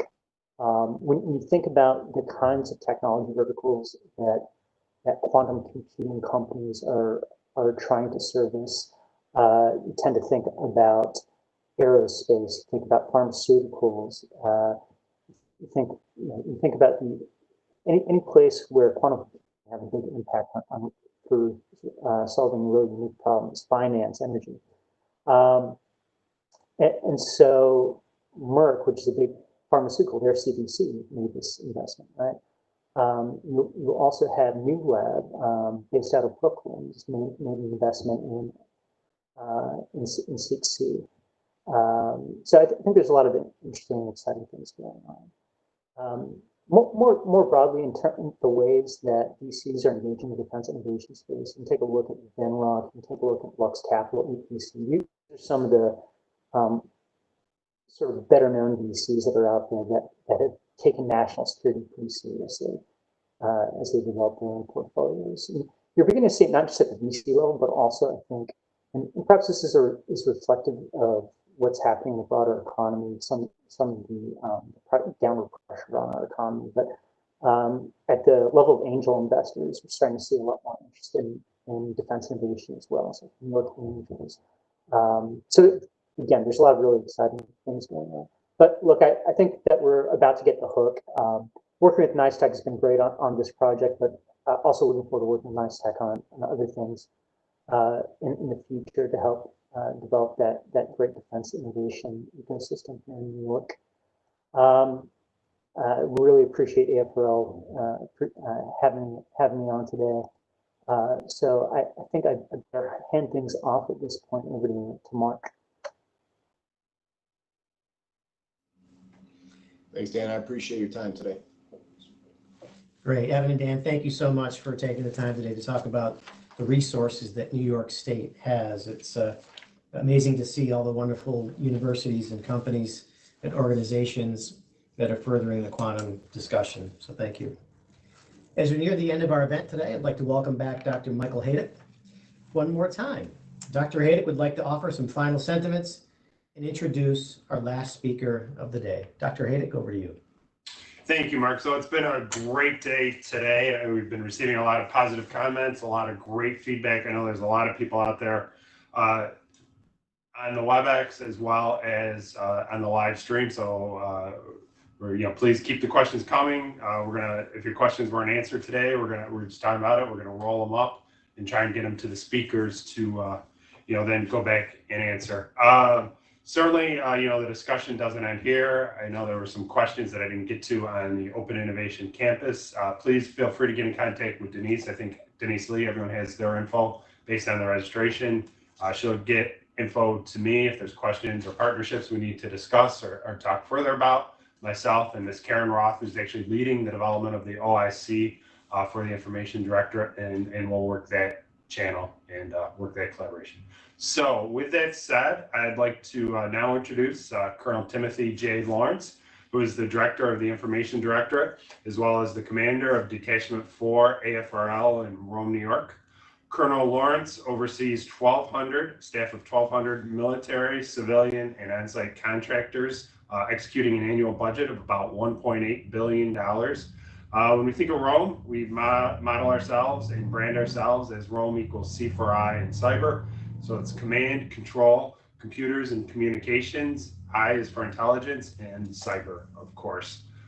Colonel Lawrence has a long and storied career within the Air Force, and he's certainly a true scientist at heart. He's a native of Waterloo, Iowa, which actually shares a lot of similarities with Rome, New York, where he is right now. Colonel Lawrence obtained a Bachelor of Science degree from the U.S. Air Force Academy in 1988. He went on to get a master's degree in MS from MIT and a PhD from the University of Surrey in the UK in terms of his education. He's held several amazing leadership and technical positions in the Air Force throughout his career, including at the Air Force Academy, Air Force Institute of Technology, and also in his last position, he was the director of the International Office with the Air Force Office of Scientific Research in the UK. I mentioned he's a true scientist at heart.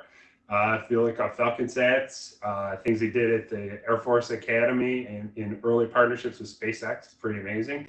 Also authored a textbook on nuclear propulsion in 1995. And if that wasn't enough, he swam the English Channel in 2006. And he's a proud father of a 1-year-old, Eden James. So with that, I'd like to welcome Colonel Lawrence.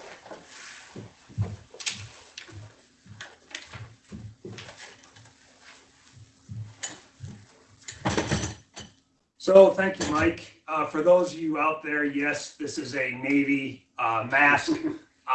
As Mike said, I went to the Air Force Academy, and unfortunately we lost to the Naval Academy in football last year. And my father is ex-Navy, so I get to wear that until either COVID goes away or Air Force beats Navy. So as Mike said, this is the conclusion. But as Dr. Roper even started, I'm hoping that this is just the beginning of a wonderful relationship with you folks out there. So I'm just going to give a few brief remarks, and then I'd like to open it up for questions.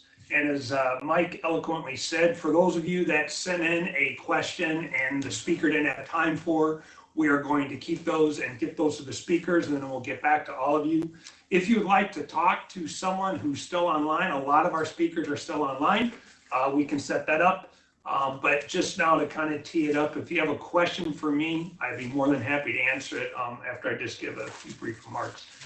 First of all, I would just again like to thank you all for coming here today. Hopefully you learned a little bit more about the Air Force, learned a little bit more about AFRL, and most importantly, learned a little bit more about our quantum program.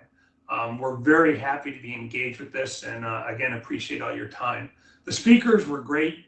Congressman Brindisi, I mean, a lot of support from him, not only to the Directorate here, but across all of AFRL.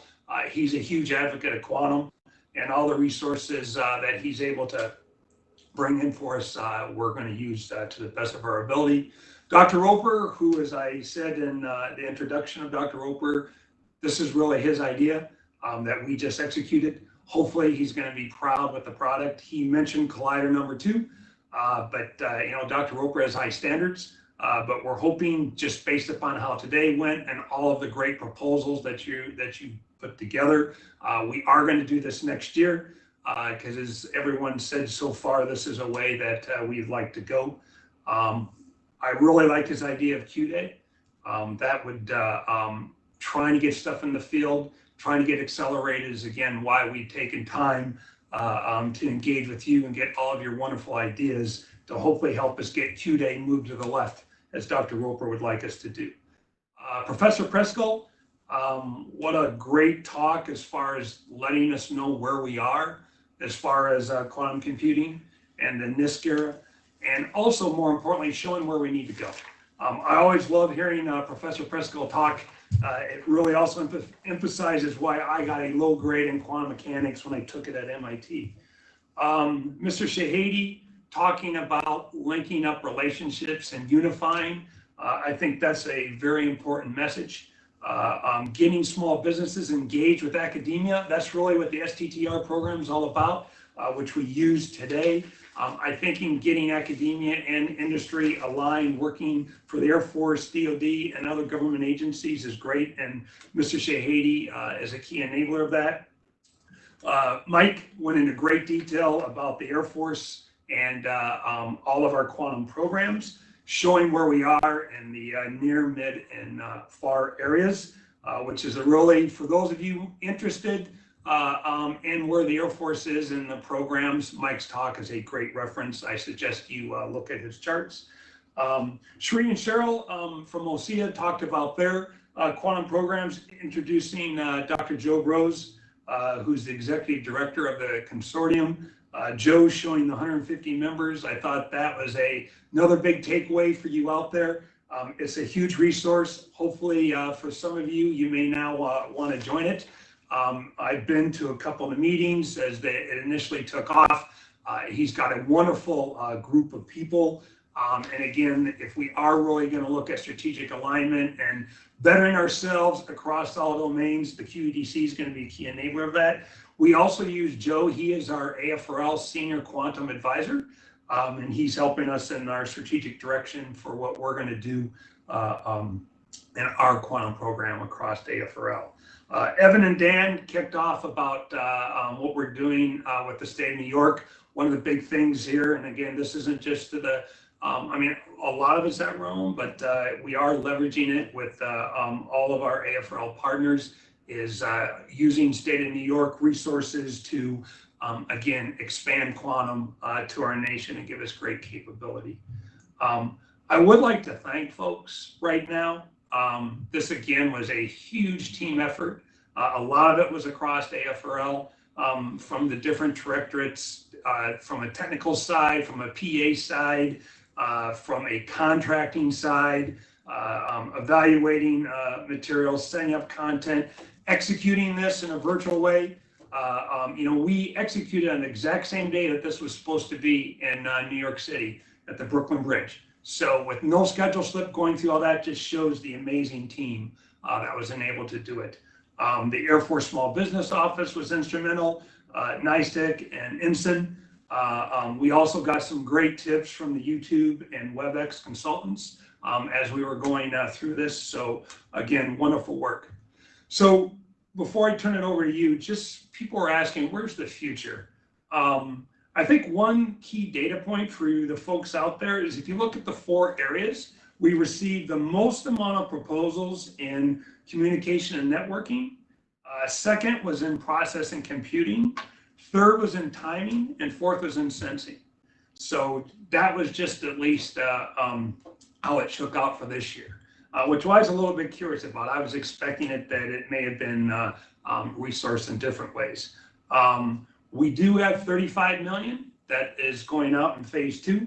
I understand that right now 14 of you have already put your proposals together. So we're looking forward to see how the next day goes to close it out. But we're very excited about the amount of money out there and then moving on to phase 2.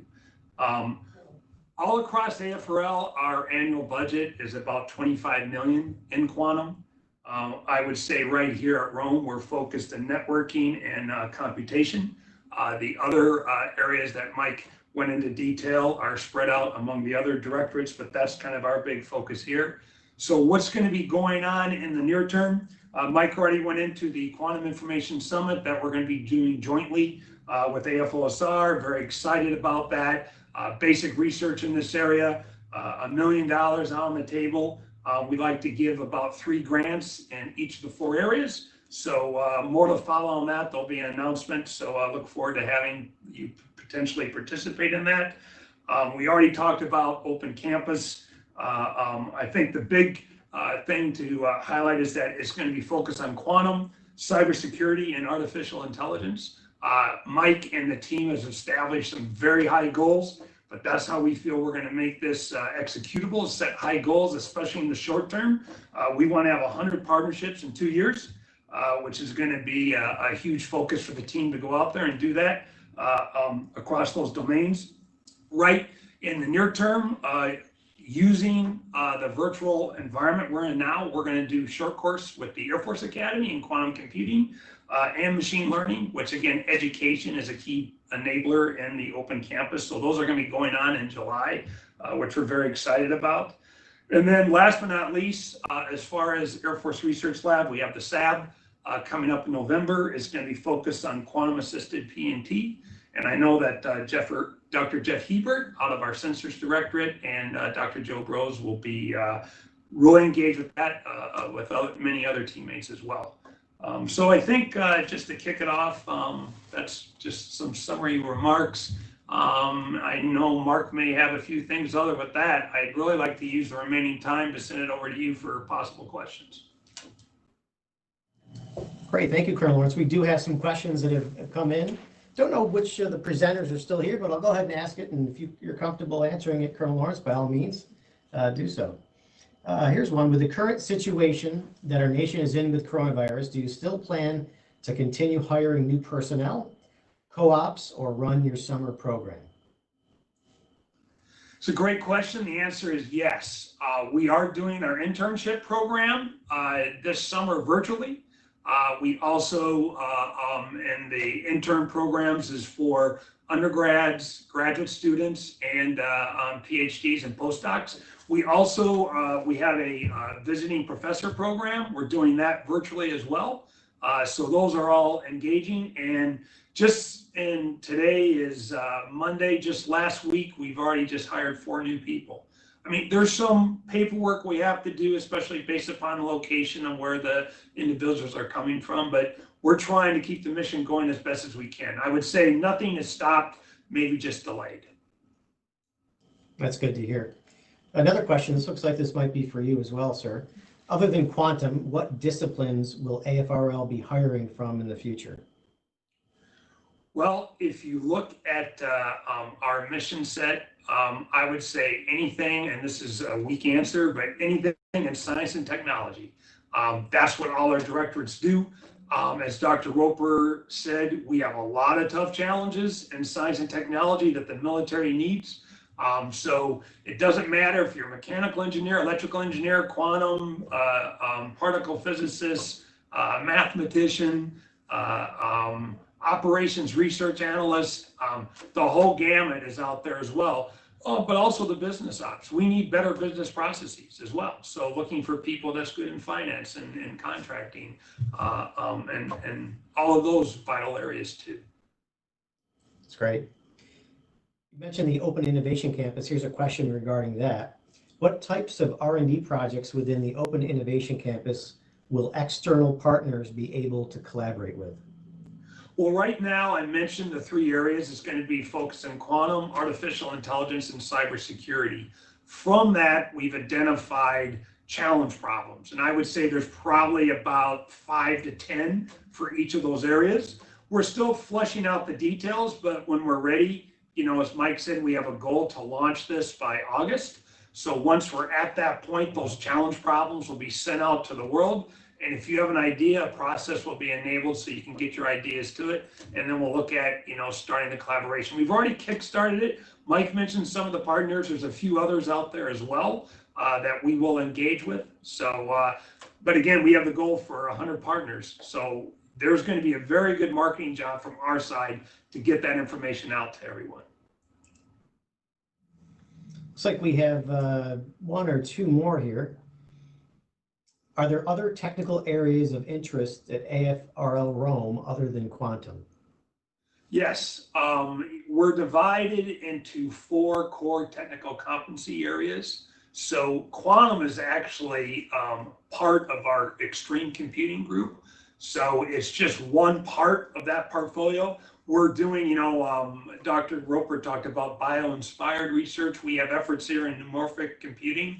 We actually have a neuromorphic processor that we partnered with IBM that's flying now in the MQ-9 that's able to actually process imaging data on board so it can come down pre-tagged to the users, which is using machine learning algorithms that we program. So that's a game changer as far as the Intel community.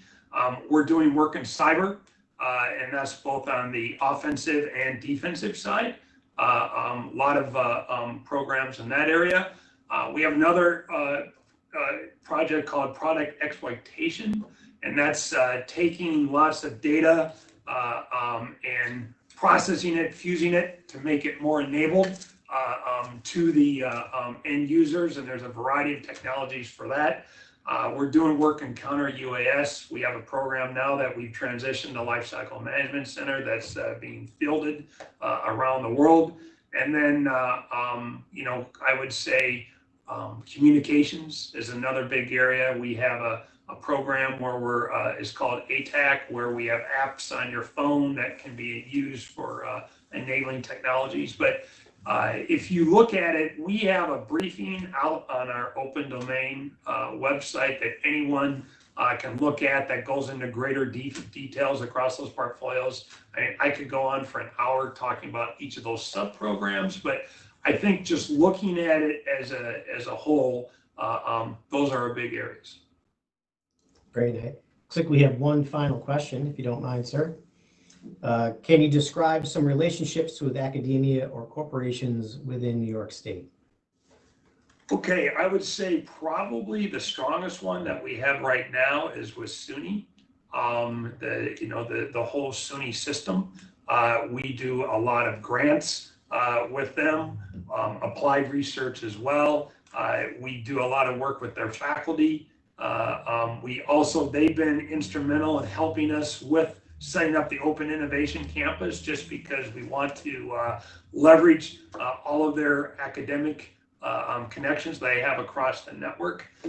So I would say State University of New York is a big one, but we have relationships with Cornell, Columbia University, just off the top of my head. I mean, I don't want to go through, I would say total, there's 165 universities right now that we're actively engaged with, but we certainly can produce data on specific relationships with universities here in New York. As far as organizations, the big one is, like, as you can see now, the folks here at NISTEC. Also, IBM being the AFRL and Air Force. I mean, right now we are the only DoD entity that's on the hub for IBM, and we're using that as a resource for the nation. And one of the things that Dr. Brosen mentioned in his talk, but we're looking at taking that, running AFRL problems, then Air Force problems, then sister service problems, then other government agency problems, then university problems, and then international with our international collaborators. So a big one, I would say, is with IBM. General Electric, they're engaged in our open campus. That's another key stakeholder. Brookhaven National Lab, we had a visit there. They really want to collaborate with us on quantum networking. So that's another big one. So again, just going off the top of my head, that's the ones that resonate. But we have briefings that we can get to anyone that will go into particulars about all the detailed relationships, but it's very significant. Yes, certainly. That's the end of our questions. Colonel, any final thoughts for our attendees? I would just say thank you so much for taking your time. It's always strange when you're in these virtual environments and you can't see your audience and you can't see the reaction. I've loved seeing a couple stand-up comedians. It's like, did the joke go? Did it not? But anyway, being out there, I hope, it looks like is the feedback we've received from folks that they've really enjoyed this event. And it's exciting that you took the time to participate with us. And I hope we can work with you more. And again, thank you to everyone who put this on. It was an enormous endeavor, but I think we pulled it off. Indeed. Well, folks, that wraps up the presentations for today's Air Force's Virtual Quantum Collider event. For those of you who are viewing through WebEx, please make sure to complete the survey that will appear as you close the event window. Your feedback is extremely valuable and will help us with future virtual webinars. Make sure you continue to visit the USAF quantumcollider.com website to stay up to date with the latest Air Force quantum innovations. We've heard from some of the world's leading visionaries and experts in quantum information science throughout today's event, and we've learned about cutting-edge advancements, new ideas, and exciting things to come. As Stephen Hawking once said, quantum physics tells us that no matter how thorough our observation of the present, the past, like the future, is indefinite and exists only as a spectrum of possibilities. I believe our speakers today and their message have outlined the infinite range of possibilities that exist before us in quantum. It has been my honor and privilege to serve you today as your Master of Ceremonies. And I'd like to thank the members of the Air Force team that have worked so tirelessly, even in the face of uncertainty, to develop today's program and continue to find ways to serve our great nation. May God bless America and the men and women of the United States Air Force. Thank you.